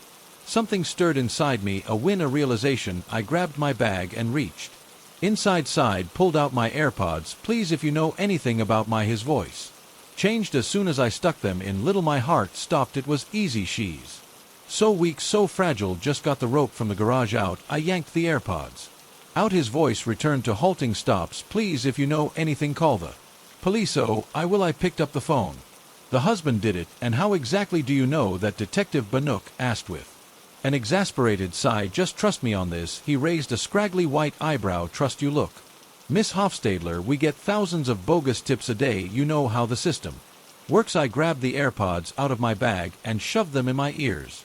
"When you're married, you do the dishes like 20 times just for the chance to have sex with your wife. Oh God, it's awful. I'm so tired. My back hurts. When I get home, I'm going to take a nice long bath with one of those lavender bath bombs." "Yeah." I stared at him. He stared at me. "You like taking lavender baths?" His face flushed red. "What do you like taking?" "I think it's time for you to leave," he growled, standing up. "But get the hell out of here." I took the AirPods out. "Get the hell out of here." "Oh, he's actually saying that." I walked out to the station, put my AirPods back in, this time for their intended purpose, to listen to music. As I walked back to my car, the soaring vocals of Bohemian Rhapsody filled my ears. "Mama just killed a man." My heart sunk. I may not have killed a man, but I'm guilty all the same. I know David Johnson killed his wife, and there isn't a damn thing I can do. I stopped. There was a voice, soft and low, barely audible above the music. "That's her IWHI to rap." What? The street was empty. No cars, no passer-by except for the rows of parked cars that flanked the road. "But it's BR daylight." I stared at the cars. They were utterly still, statues of metal, silently watching me with their blank, dead headlights. "Really now?" I broke into a run. My feet slapped on the pavement. My breath came in short bursts. I finally got to my car, and doing, panting, high on adrenaline, my fingers raced across the screen. After several tries, this address came up. His address. I swept out of the parking lot. Knock, knock, knock. My heart thundered in my chest as I waited in front of the red door. Within a minute, I heard his heavy footsteps on the other side. Click. "Can I help you, David?" I stuttered. "You're here." So it wasn't him parked on the street. I laughed internally. Why did I think it would be? He had no idea I even existed until this moment. God, I'm an idiot. Well, at least I'm doing the right thing. I sucked in a deep breath of air and forced the words out. I'm a friend of your wife's and acquaintance, and I need to talk to you. His face lit up with fake hope. You know where she might be? I nodded. Come on in. Actually, can we talk out here? I asked. Sure. I took a seat on an old, rickety bench on his porch and pulled out the AirPods as discreetly as possible. My hands shook. They nearly slipped from my hands. Try to get as much information as possible, like where her body is or where he killed her, then submitted anonymously to the police. I popped them in. So what do you know? Come on, tell me. I'm freaking out over here. For a second, I thought maybe the AirPods weren't working, but then he continued. You sneaky little. He shook his head and clicked his tongue. Who are you? Undercover police or some? This close I could tell his lips didn't match up with the words I was hearing. It was a strange, jarring feeling, like hearing a song played on an out-of-tune piano. I ignored his words and said, I saw her the evening she disappeared. A woman was coaxing her into the car. A blonde woman. He can't know that I know he killed her. You know that I killed her. What? He reached up to his ear. Gr me. With a small tug, he pulled out a tiny spherical piece of silver metal. How do you think I found out about Mackenzie's affair in the first place? He asked, his blue eyes gleaming in the light. These little things are neat, worth the price for sure. I shut up and scrambled towards the yard. I grabbed my phone, dialed 911 just as he pulled me back. Get away from me. No. I'm going to make sure you don't tell a single soul. He grabbed me by the hair and yanked me towards the door. I screamed, I'm going to die. Yeah, you are. But he didn't notice my phone. By a stroke of luck, it had fallen underneath the bench, out of sight within minutes. Siren pierced the silence. After a brief struggle, the police wrestled him to the floor. Even though he might get away with Mackenzie's murder, he wasn't getting away with this. As soon as I got home, I opened my laptop. I went to eBay, where I bought the AirPods in the first place. They had been gently used for $89.99 from a seller named Listener Tech 5, where I shot them a message. Hi, I was wondering if you could supply more information about the AirPods you sent me. Then I collapsed on the couch and turned on the TV. An infomercial for some cleaning solution came up. I'm just going to shout. So you think I'm really excited about this stuff? The man shouted. I have no idea if it actually works or not. Click. I changed the channel. I really don't want to be on this herpes commercial, the blonde woman was saying, but I'm behind on rent and my Game of Thrones audition didn't really work out. Click. Oh yes, Gone with the Wind. Darling, move your arms. Scarlet Aura asked, throwing herself at Ashley and fluttering her lashes. I want them to get my good side. This script is the most abhorrent thing I've read. Ashley replied. I feel like a fool. Ding. I looked down at my phone. Listen, Unner Tech 5 sent a message about Apple AirPods. I immediately opened it. Hello, it appears we've sent you the wrong item. Please return your AirPods immediately. Do not use your AirPods. Using them could be very dangerous, as they have an electrical malfunction. Simply put them back in their case and send them to Broadlands, South Dakota, 57,350 as soon as possible. I pinned to the bottom of the message was a single 4 voting sentence. If we do not receive them in 3 days, we will find you. Of course I didn't send the AirPods back. Those things had the power to uncover every lie in the world, condemn the guilty, exonerate the innocent. The first wouldn't part with them for the world. Maybe that was a mistake. At 2:45 a.m. I jolted awake to a clicking sound. Click, click, click, reverberating through the little house like metallic off-feet ticks of a clock. I extricated myself from the tangle of blankets. I crept over to the window, parted the blinds, and peered outside. 2 figures stood on the doorstep. One stood in the shadows, immensely tall, his eyes hidden in the shadows of a baseball cap. The other hunched in front of the door, hands deftly working. Did he pick the lock? No, no, no, I whispered. What do I do? Slowly, silently, I grabbed the AirPods. As soon as I popped them in, I heard the man's voice. 4 words. She heard us. I jumped out of bed, backed away, grabbed a coat hanger from the closet. With a grunt, I can poke them in the eye. She thinks she can bring us down with a coat hanger. George, one man said, they're wearing your pots too. They can hear what I'm thinking. I threw the coat hanger to the floor and grabbed my phone. My fingers raced across the screen. 911. Come on, don't do it. Look, we're just coming to take the AirPods back. You give them back, and there's no trouble if you call 911. Then we'll have trouble. I stood in the darkness, frozen with fear. For several minutes I didn't make a sound. Neither did they. Finally, I lifted a trembling hand up to my ears, pulled the AirPods out, slipped them in my pocket, and grabbed the second Pair I bought at the Apple store earlier that afternoon. As long as I don't say anything they won't know what I'm thinking. Stay absolutely silent. My fingers tightened around the door knob. I pulled. The two men stood on the doorstep. The short one held a lock-picking set. The other loomed over him, holding an axe. I swallowed. Do not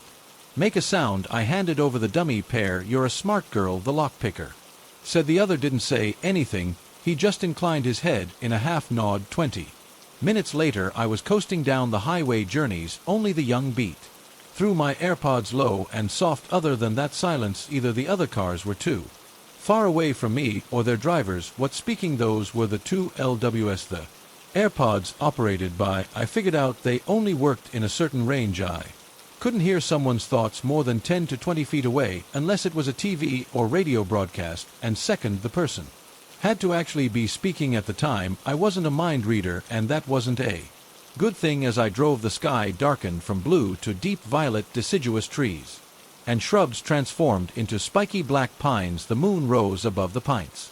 Terracotta red. My parents had a little cottage up in Michigan, a tiny one-room house with warped windows and no hot water, but it was miles from the nearest any neighbor, and virtually impossible to find. I would be safe at 2 a.m.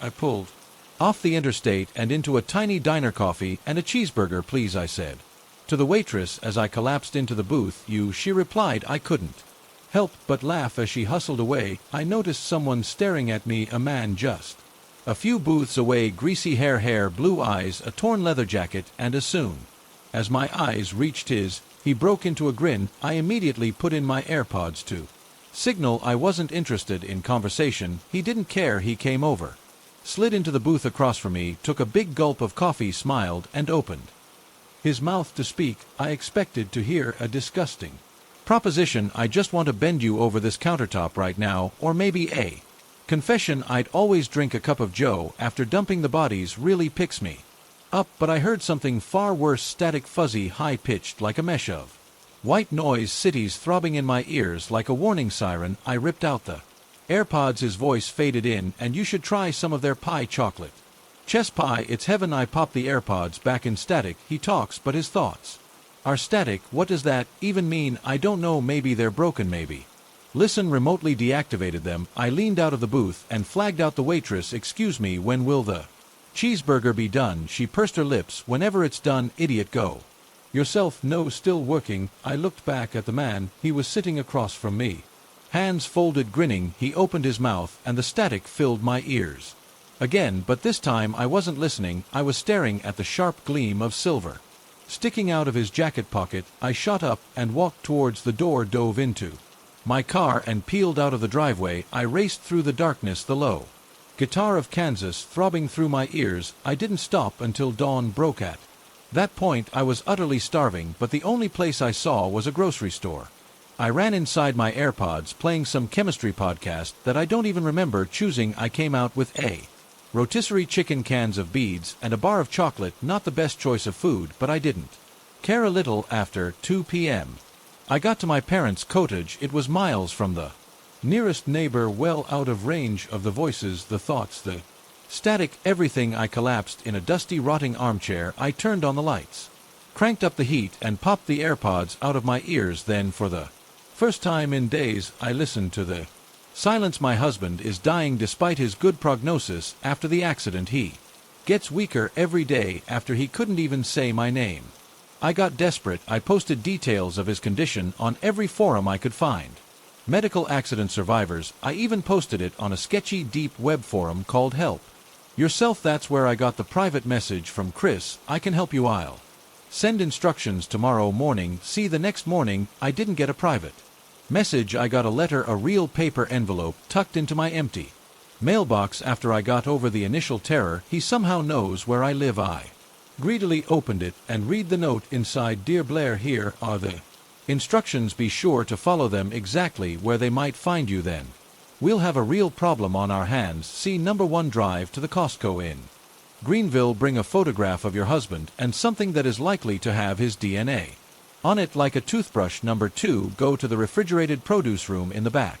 You will see a red-haired woman standing there pretending to sort through the lettuce. She will be wearing a red vest and a Costco badge, but don't be fooled, she is not an Employee number 3 go up to her and ask, do you have organic blueberries? My son's allergic to the other kind. Number 4, as long as the produce section is empty, she will smile and lead you over to the blueberries. As she picks up a box and hands it to you, she will purposefully drop it. Oh no, she'll pretend it's an accident. Play along. Number 5, such a mess.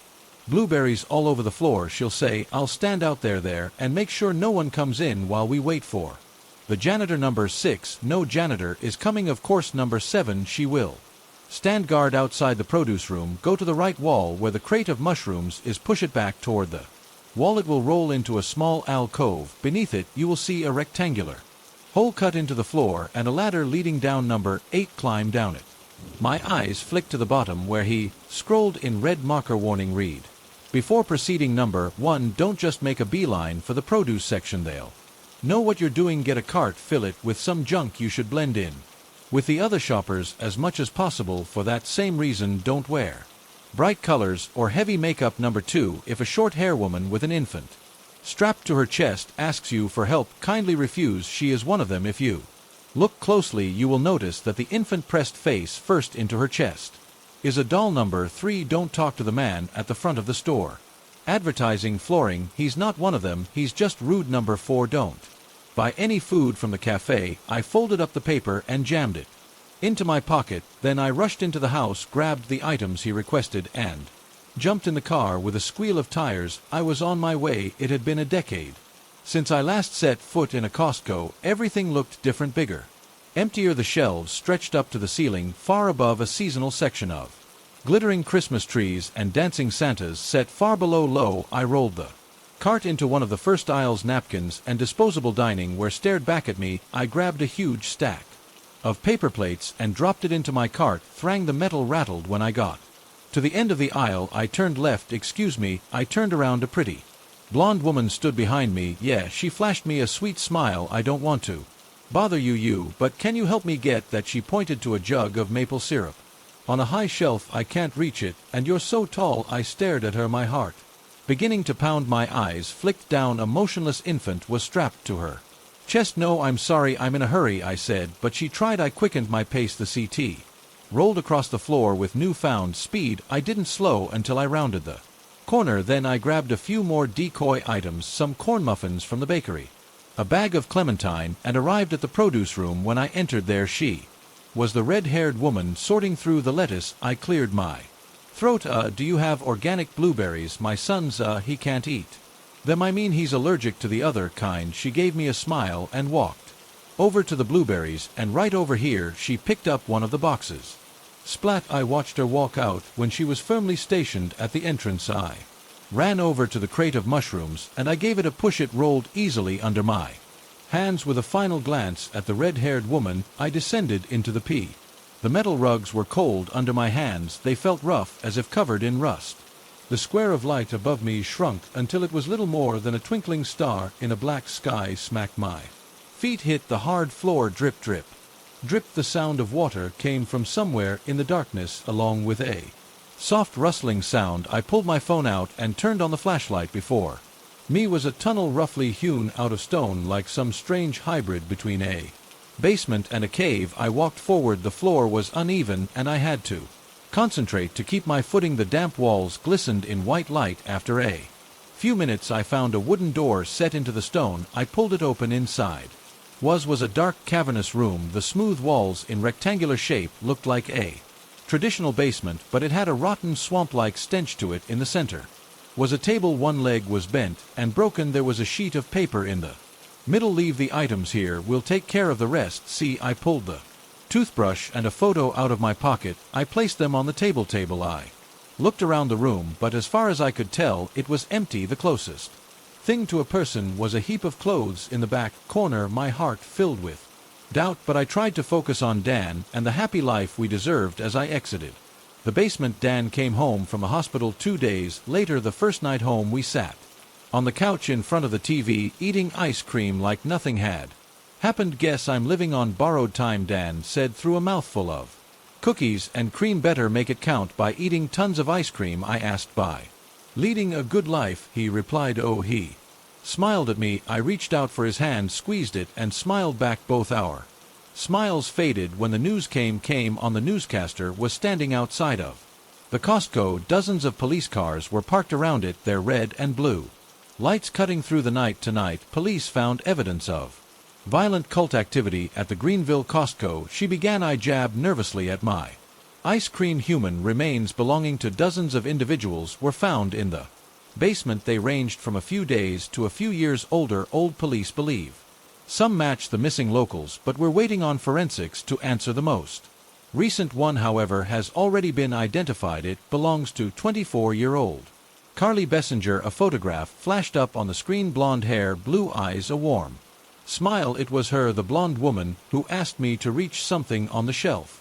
Security footage shows her walking around the store 2 days ago, alive and well, until she entered the produce section. The reporter's voice faded. I wasn't listening anymore. Chris Light, there was no woman with a doll strapped to her chest, waiting to pounce on me. No evil entity watching, thinking, plotting. He just didn't want me talking to a witness, a victim, a sacrifice. I looked over at Dan. He watched oblivious. A generic look of concern spread over his features. I looked down at the floor, unable to watch anymore. Dan's not on borrowed time, he's on stolen time.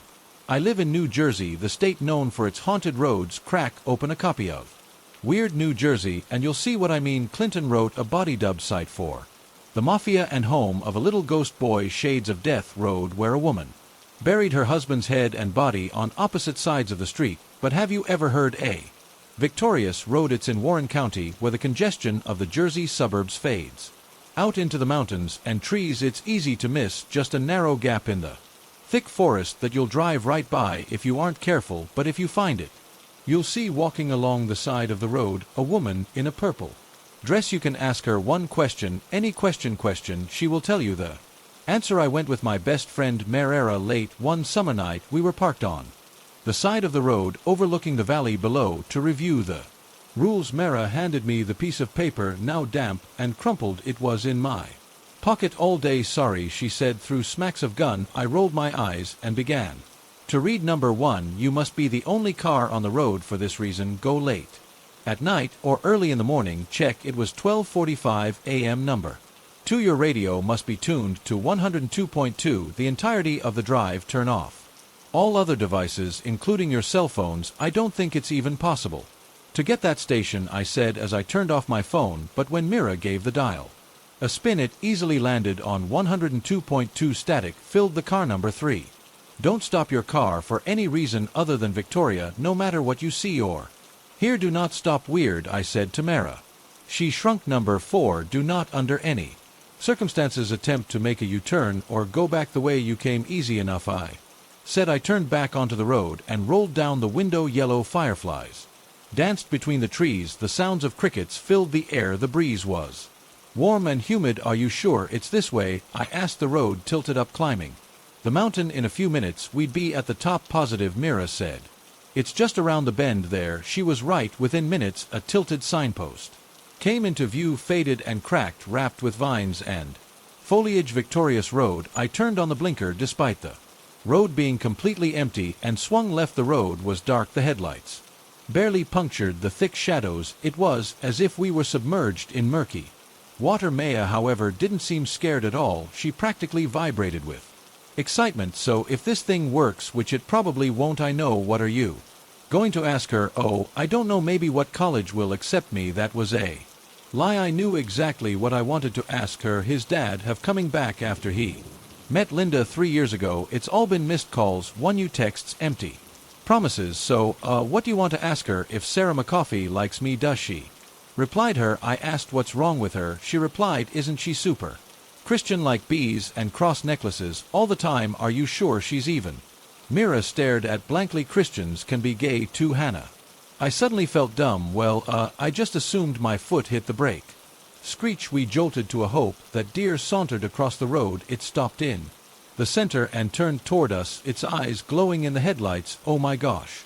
That scared the bejesus out of me, Mara said. My heart pounded in my chest, but then she grew annoyed. Wait, we're not supposed to stop. Remember rule number 3, we're going to screw it up. What do you want me to do? Plow into the deer? We have to wait for it to cross. I told her fine, she replied, but as we sat There the deer didn't move, they just stood there in the headlights watching us get out of the way. Come on, finally, as if my thoughts willed it. Took a step not towards the woods, but a step forward towards our car. What's it doing? Mir asked. It walked closer, its fur scratching against the hood of the car. Until it was just a few feet from my window, it stared at me with those black, glinting eyes, then it reared its head and rammed it against the car. Thump. What the hell? I screamed. The car jolted forward and we sped down the dark road.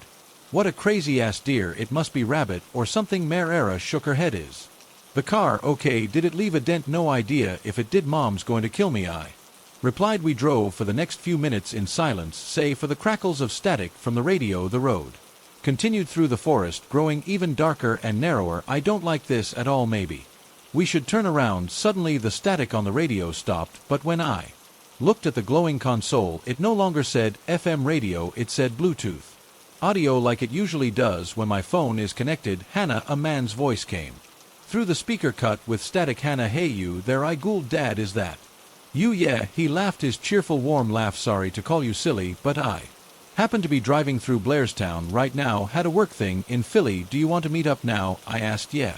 Where are you? We can meet at the 24-hour diner. I'm with Mira. We're just on a little adventure. Oh, sounds fun. He laughed again. Well, do you want to meet up? I'll be there in about 15 minutes. I glanced at Mara. Yeah, okay. See, I'm so sorry, Myra. We'll have to do this some other time. I began, turning the wheel to swing left. I haven't seen my dad in 6 months, and we've been trying to reach each other. Mira thrust her hand into my pocket. Hey, what are you? She pulled out my phone. You turned your phone off. Remember, it was in the rules. Her voice began to tremble. There's no way that could have been your dad, Hannah. But I tried to say, do not at any point attempt to turn around. Rule number 4. Remember, I stared out the window at the disjointed shadows at the road that disappeared into the black, and then I continued forward. Tears burned at my eyes. Hearing his voice again, I shook my head, forcing the thought out of my head. The static faded back in the road, began to dip down as if we were finally descending the mountain. Ward branches scraped at the car. I slowly rolled down the window, but the summer air was silent, devoid of crickets, wind rustling, and then Mirror screamed, watch out. A blur of white darted out of the forest in front of the car. I hit the brakes, but it was too late. Thump. What was that? Maya asked, her voice trembling. Another deer, maybe, but I knew it wasn't. My entire body felt numb, frozen, paralyzed. I didn't want to know what was under the car, what had just happened. I wanted to turn around, speed as fast as I could away from this place, but I forced myself to open the door. I took a shaking step onto the cold asphalt. The headlights shone into the darkness, mows of dust and debris swirling in the light. The surrounding forest was silent. My heart thread in my chest. I stared at the ground as I paced towards the front of the car, waiting for something terrible to come into view. Nothing here so far. Maybe I'm okay. I took another step. Still nothing. I took another, rounding the corner. No. I crumpled to my knees. White cloth, wrinkled, crushed, stained deep red. Patches of pale skin poking out, a triangle of red hair. I shot to my feet. As soon as Myra's eyes met mine, she understood. Oh my God, Hannah! I broke into choking sobs. I didn't mean to. I didn't even see her. It's my fault. I can't believe my sentence ended in a strangled yelp. Something grabbed my ankle hard. It had violently tugged. I fell to the ground, screaming. The tar scraped against my chest. The metal bumper hit my head with a sickening thump. It was pulling me under the car, and then darkness, safe for the few inches of light between the dark metal of the car and the pavement. Help! I screamed. My voice was muted under the car. I thrashed and squirmed with the grip held tight, and then Mira's face appeared. She grabbed my hand and pulled. Hannah, hold on! She screamed. Within a few seconds, I was out, panting in the darkness. Hannah, are you okay? She kept asking, but all I could hear was a ringing in my ears. We looked up. The red-haired woman was no longer under the car, and the car was rolling forward. Run! The car roared towards us. The mirror glanced off my shoulder. I flew into the forest, branches and trees scraping across my chest. When I finally got back up, the car was already turning around, coming back to finish us off. How do we get out of here? I screamed, nearly out of breath. I have no idea. Mira yelled back several feet from me in the darkness. The headlights flashed across the trunks. Snap, snap, snap. The car was half off the road, threatening to follow us into the forest. Help! Mirror screamed. Someone, please! A voice over the roar of the engine, the sounds of our ragged breaths. Replied yes. We both looked up. There in the shadows of the trees was a woman wearing a purple dress. You may ask her one question only, and she has to answer it. I no longer wanted to ask about my dad. All of that was gone from my mind. I took a deep breath and shouted, "How do we get out of here?" She smiled suddenly. "Just a few feet from us. That's always the question, isn't it?" She pointed into the darkness of the woods. "Run that way until you find the stream. Turn right. In 10 minutes you'll find yourselves on a residential street." We did not need to be told twice. We ran through the darkness, the roar of the car fading into the distance. We didn't stop until we got to the stream, and we turned like she instructed until we knocked on the nearest house. The police never found my car. They just tossed our file in with the rest of the strange occurrences on Victorious Rogue. So yes, the legend of Victorious Rogue is true. Every person who drives down it gets one question answered, but the question they choose to ask is always the same: how do I get out of here? But that doesn't mean our other questions went unanswered. The experience forced us to ask the questions ourselves, to the people who could answer them in the wake of such terror. Asking out the girl you like or calling up your estranged dad just doesn't seem that scary anymore. We got our answers. Will you? I should have known better. Driving in the dead of night down a dark ribbon of asphalt is enough to put anyone to sleep. Add in the complete lack of scenery, unless of course you count endless rows of giant cornstalks that flank both sides of the road. I don't know how they make them grow that tall. Maybe they put something special in the fertilizer, but in any case, rows upon rows of corn with nary a break in sight for miles can make me go a special kind of crazy. That is, if I can keep my eyes open long enough. I wish there was some other way for me to get home at night. Any other way, but there isn't. I live at the far end of the road, surrounded by corn fields. Going faster wasn't an option with the corn so close to the road. I had no warning if a suicidal deer jumped out in front of me, and believe me, I've had plenty of those. Fortunately, I kept to my own personal speed limit of 40 mph. It helped me to avoid making a fur hood ornament out of many a deer, not to mention the other creatures that seemed to think they owned the road. My car was a factor too. At this point, I'm not sure it would tolerate going much faster than 40. The engine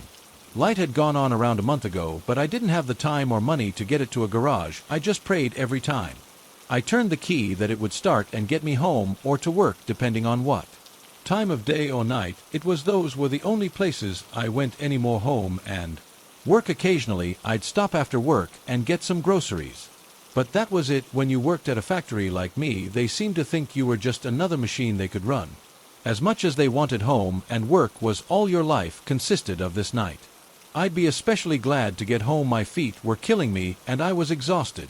I was due back at work in less than 12 hours. I needed to get as much sleep as I could. Not that any of that was a rare occurrence. My feet were always killing me and I was always exhausted. Even on my days off, all I did was sleep, trying to catch up from a week of working 12-hour days. The corn seemed to be blurrier than usual tonight, and I caught my eyes going closed more than a few times. I woke up to the sound of metal grinding and lights flashing on my dashboard as the car lurched to a stop. There was no time to pull over. It ground to a halt in the middle of the road. Futilely, I tried to start it a few times, only to be rewarded by the sound of metal grinding against metal. No, no, no, I said, please don't do this to me. It ignored my pleas. Closing my eyes, I turned the key one last time, praying for a miracle. The engine didn't even click. It was done.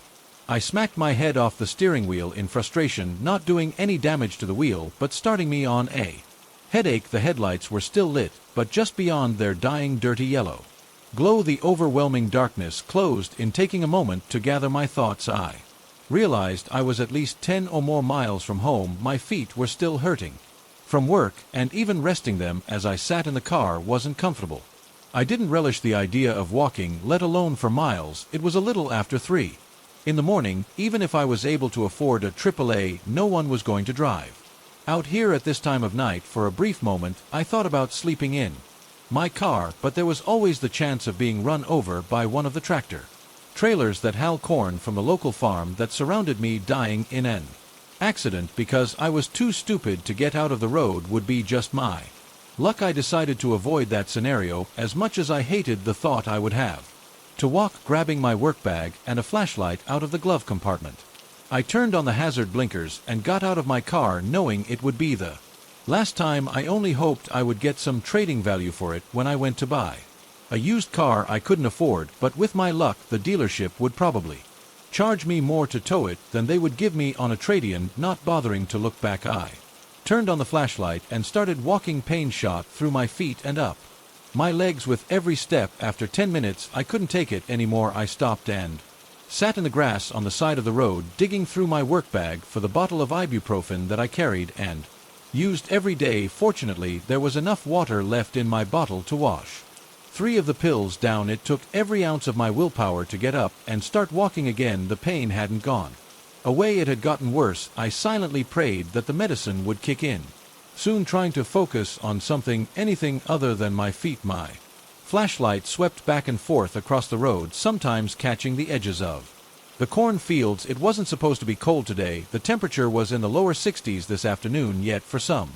reason I caught a chill as I walked. I guess I hadn't planned on walking home tonight. It had been warm enough that I hadn't brought a jacket to work. Now I regret that decision. As if reading my mind, the wind kicked up, sending a gust my way, causing me to shiver. What's next? A rainstorm, I thought. I looked up into the pitch-black sky with not a single star in sight, waiting for the impromptu shower that was sure to come. That was the way my luck was running. As I waited for the downpour, I trudged on, each step delivering pain. I wished there was a way to prove that the company was at fault, sue them and retire, but I knew there was no proof. Others before me had gone through the same thing, and none of them had any proof either. They just slowly disappeared one by one. Management found some excuse to fire them, and since the company was such a large employer in the town, the fired person was also blacklisted. I know they say blacklists don't exist. Tell that to the people who were fired and weren't even given unemployment because the company didn't want to pay for it. So they bullied people into keeping their mouths shut. If only I could get another job, but the company was the highest paying around by a slim margin. That's why they built their factory in a depressed area. No competition, and no one could afford to take even a minor pay cut with the way insurance costs were, not to mention such frivolous things like food. As depressing as the thoughts were, they distracted me from the pain in my feet and legs as I walked down the road, hugging myself, trying to keep the flashlight pointed ahead, shivering from the wind as my shaking hand made the light jump all around. I saw a set of ice peek out of the cornfield ahead of me, then dart back in and disappear. At first I thought it might have been a dog or a cat, but it seemed too big to be either of those that thought concerned me. Having something bigger than a dog peeking out of the cornfield at me when I was miles away from any help or shelter wasn't high up on my to-do list at the moment, but the fact that it ducked back into the field gave me a boost of confidence, knowing that it was more afraid of me than I was of it. When I got to the point where the animal had peeked out, I slowed and shunned my light in through the impenetrable curtain of corn stalks. There were no eyes, and nothing jumped out at me, so I shrunk and continued my painful march toward home. The wind whipping through the corn stalks sounded like a rainstorm. It made me feel even colder, if that was possible. 15 minutes later, I took another rest break. At least the wind was dying down. With literally miles to go before I sleep, I was taking comfort in anything I could. After my break, getting up was harder. The pain had gotten worse instead of better. I didn't even want to think of the blisters forming on my feet or how I was going to get to work later on today. It didn't matter if you'd never taken a sick day in your life. The company did everything they could to make you feel like a piece of, for even attempting to call off. I truly believe if I went to work with a severed arm bleeding all over, they hand me a mop and tell me to get to work, as my hopelessness and bitterness fought over which felt more justified. I heard something behind me. It sounded like the cornstalks rustling, so I ignored it and put it as the wind and kept walking. The next problem my mind decided to torture me with was my car. How was I going to get to work without a car, and how was I going to afford a car if I couldn't get to work? I wondered, full conundrum I would have to solve later today. As I wrestled with that problem, I heard the cornstalks rustle again. I stopped and looked around. The wind had died down, and the air was still. None of the stalks were moving. In fact, it had become eerily quiet. I shone my flashlight into the corn, doing a slow turn to search for whatever had made the noise, but I didn't see anything. Not entirely satisfied, I turned and started walking again. It wasn't long before I heard the rustle. This time I didn't stop, and neither did it. I went a little faster, so did the noise. I broke into a Run, and the noise kept pace with me. I skidded to a stop, nearly stumbling. The noise in the cornfield stowed as well. There was no doubt about it. Something was following me. It was keeping pace with me. It was stalking me. I turned toward the field and shone my light into the wall of green.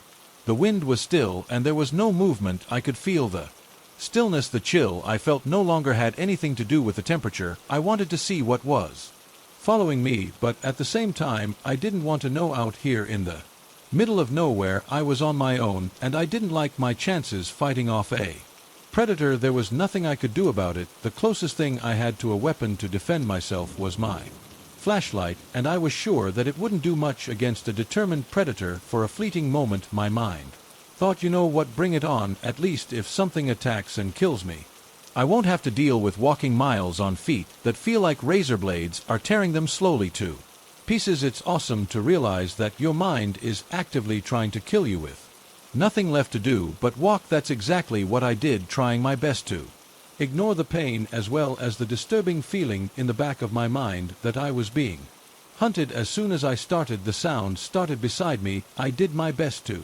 ignore it, shoot furtive glances into the cornfield now and then. Didn't have any result at first, but after a few minutes I noticed I could see something pale through the corn. It was walking next to me in the first row of corn, maybe trying to get a feel for what I was. Funny thing was, that's exactly what I was trying to do. Stopping and ripping open the layer of corn stalks was a last resort. I didn't want to spook this thing into attack. For the time being I began thinking of it as my walking buddy, my companion on a dark night with only a flashlight to keep me company. Thinking that helped me keep the fear at bay. I had no sooner thought it until a light appeared on the road in the distance. I watched with great curiosity as it came closer. It was moving fast and almost to me apparently. It didn't care if something jumped out in front of it. It was close enough now that I could see it was a big rig truck. It must have been one of the ones that delivered corn from the farm. I waved my arms in hopes of flagging it down and perhaps grabbing a ride home. The problem was it was going in the opposite direction, and there weren't many places on this road where a big rig could turn around even if it would. Waving my arms, I still stayed on the road. If the driver didn't see me, or worse, didn't care, I didn't want to be found in the middle of the road days later as nothing more than an unidentifiable bloody lump of goo sitting in the middle of the road for Crow to peck at. The truck was almost here. My arms waved furiously, but it didn't seem to be slowing down either. The driver was having a hard time staying awake, as I often did on this road, where he was just ignoring me. It was so near the headlights blinded me, and I had to hold my hand over my eyes. Just then I felt something push the middle of my back so hard I lost my balance and fell in the middle of the road with the truck bearing down on me. My mind went into panic mode, and I scurried like a crab toward the side of the road, the truck's tire missing me by mere inches as I rolled into the grass on the far side of the road. The wind from the passing truck washed over me so strong if I'd been standing it could have knocked me down. I watched in shock as the truck continued on. Its brake lights didn't even flash for a moment. Hopelessness and rage fought for control as I watched the lights disappear into the distance. It didn't even dawn on me how I ended up in the middle of the road until I stopped to think about it. Someone or something had pushed me. Someone or something wanted me dead. I shone my light over in the corn and stared at the other side of the road. Something in the corn stared back. All I could see was a pair of glowing eyes. They were somewhere between white and yellow. I seemed to remember reading somewhere that a predator's eyes would shine white or yellow when reflecting light. This plus the fact that this thing had just tried to commit true asty made me think the chances of me getting home tonight in one piece were next to zero. It must have sensed my fear and felt emboldened by it, because it stepped out of the corn toward me. It took my mind a moment to sink in what I was even seeing. It was hideous, with large protruding eyes, pale skin, and many more arms or legs than any animal was supposed to have. At least any natural animal. The extra arms dangled just behind its neck, but they looked oddly human, with the exception of thorns growing out of them and razor-sharp claws. It looked like something out of a horror movie, as if someone had been playing around in the gene pool and the lifeguard blew the whistle on them. It was bigger than a dog, but had no fur like it had been skinned. The thing that sealed the deal was its enormous sharp teeth that it showed when it ate at me and started across the road. I didn't hesitate. I turned and ran into the field on my side of the road. When I was younger, my friends and I used to play hide and seek in the cornfields, and one of the first things I learned was never run in a straight line. I zigzagged and doubled back as the terror in my mind gave my feet the will and strength to escape. At least the moon was half full, or was it half empty, giving me a bit of light to see my path. And then as suddenly as I'd started, I stopped, dropped, and did everything I could to be as quiet and still as possible. It wasn't easy, and especially at first when my breaths were coming in ragged gasps and I had to cover my mouth trying to breathe slowly and quietly when my oxygen-starved lungs were screaming for more air as quickly as possible. One of the lessons I'd learned early on in my hide-and-seek career was when you dropped, make sure you're in a comfortable position. I'd forgotten that lesson tonight, maybe out of sheer terror. When I dropped, instead of sitting, I was on my knees in the ready position in case I had to run quickly, a wise position to be in if I were to be found right away. However, after 15 minutes of sitting on my knees, I'd realized my mistake. I was about to change position when I heard a soft rustling of cornstalks behind me. Every fiber of my being froze, and I stopped breathing. It moved slowly, searching methodically, even though I knew it was trying to make as little sound as possible. I could hear the soft rustle of cornstalks brushing against it and feel the ground give slightly with every step it took. It was in the row beside me. I knew it was a bad decision, but I looked over at the spaces in between the stalks. At its horrifying body, it was bigger than a dog, but the extra arms it didn't walk on were covered with sharp-looking thorns and claws. I didn't dare look up as far as its face and mouth for fear I would start running right then, and then it hit me. If I could see it, then it could possibly see me. Was this thing just toying with me? I'd seen that so many times as a kid. The seeker would pretend not to see someone hiding and pass by, only to jump back and scare the out of the hider. A moment later, this creature was almost past me. Was I about to suffer the same fate? Would it pass me, letting me believe I was in the clear, only to whip around and sink its claws and teeth into me? I was about to start shaking. I could feel it. I had to get that under control real quick. There was still a chance it hadn't seen me. That was the hope I clung to. If it knew I was here, there was nothing I could do about it. Anyway, I wasn't that little kid anymore. I couldn't jump up and sprint at a moment's notice. I was amazed my feet had allowed me to run into the cornfield, and there it was. I hadn't thought about my feet the entire time I was running in fear, but now that I wasn't, the pain came back stronger than ever. It was all I could do not to gasp from the strength of it. I imagined if this creature was chewing my feet off, it wouldn't have felt much worse. I winced and grimaced, but did all I could not to move or make any sound. Closing my eyes, I focused on anything I could except the pain in a vain effort to make it go away, or at least abate. It was a few minutes until it began to subside. When I opened my eyes, the creature was gone, not just further down the row, gone, like vanished. At first I felt relieved, but then I realized I had no idea where it was. It could literally be right behind me, and I wouldn't know. I felt the panic rising in my mind and had to fight to keep it down. Okay, it passed me, so unless it knows I'm here, I thought, there's no reason it would stick around this area with so much more field to surge. If it does know I'm here, I'm dead anyway, and there's nothing I can do about it. At least if I die, my feet won't hurt anymore. As strange as it sounded, that seemed to calm me down for a moment. Next, I focused on getting in a more comfortable position. Mine were screaming for mercy. I turned and sat in the cold dirt, making surprisingly little sound. Now was the time to rest for a minute, then consider my options. I still had my flashlight, but I didn't dare turn it on. At least I was getting a little light from the moon. Somewhere during the commotion, I must have dropped my bag. A shame, really, because I could have thrown it in the opposite direction to misdirect the creature. Sitting there was an option, but it wasn't one that would get me home. I could crawl out to the road and continue on my way, hoping that the creature would be so busy searching for me and wouldn't notice. I chuckled softly at the ludicrousness of that plan, and then I stopped. Why not, I thought, if it already passed me and didn't know I was there?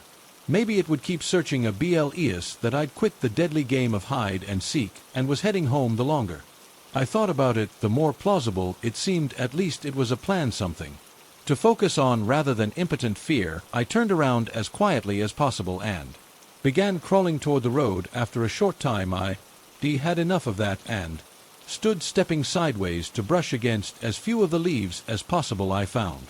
The noise I made this way was less than what I did while crawling, but it was still noise. I had no idea how near or far the thing was, and if it was close. It was bound to hear me. The thought made me want to go faster, but I realized that panic would only get me caught. Besides, maybe it was making just as much noise looking for me. As I comforted myself with that thought, I felt the first raindrop hit my cheek. Looking up, I watched the moon disappear behind rain clouds, and with it went my light. At this point, it didn't matter. I was in a rope that was heading toward the road, hopefully, and once I stepped out onto the road, I could use my flashlight again, covering it up and only allowing a sliver of light to escape at a time. I kept walking, glancing behind me from time to time as the rain intensified. It wasn't long until the fear of the last hour or so gave way to shivering as the cold rain soaked into my clothes. I once again lamented not bringing a coat. All I could see were a few corn stalks in front of me. The storm had robbed me of even the little light the moon had provided. The rain poured harder so that I could barely hear myself walking. I took the opportunity to walk faster when suddenly the cornstalks disappeared. It happened so fast I nearly lost my balance and fell face first onto the road. I had made it out of the field. I felt like hooping and hollering, but that would just tell the monster where I was. Instead, I turned my flashlight on and covered it with my hand, looking left and right. I remembered which side of the road I was on and turned left to start for home again. I breathed a silent prayer that the thing would stay lost in the field until I was home in bed, asleep. The rain was coming down in sheets, but I trudged on through it. The monster chasing me took away any thoughts of rest breaks. The next time I sat down would be in my living room. I limped on through the rain, pain shooting through my feet, but I didn't care. I wondered if I would make it all the way home. It had to be at least 6 or 7 miles away through the pouring rain with a homicidal monster hunting me. I never thought all that would happen when I left for work this morning. As I pondered my survival, the rain in front of me began to glow. I stopped and watched as a shadowy figure rose out of the pavement. What now? I thought. Have I entered the twilight zone? Staring at this growing apparition, I suddenly realized it was my shadow. I whipped around and saw a truck barreling down the road toward me. It could be my salvation or my doom. I aimed my light at the driver's side windshield and prayed for the best. For one long moment, nothing changed. The truck kept coming just as fast as ever.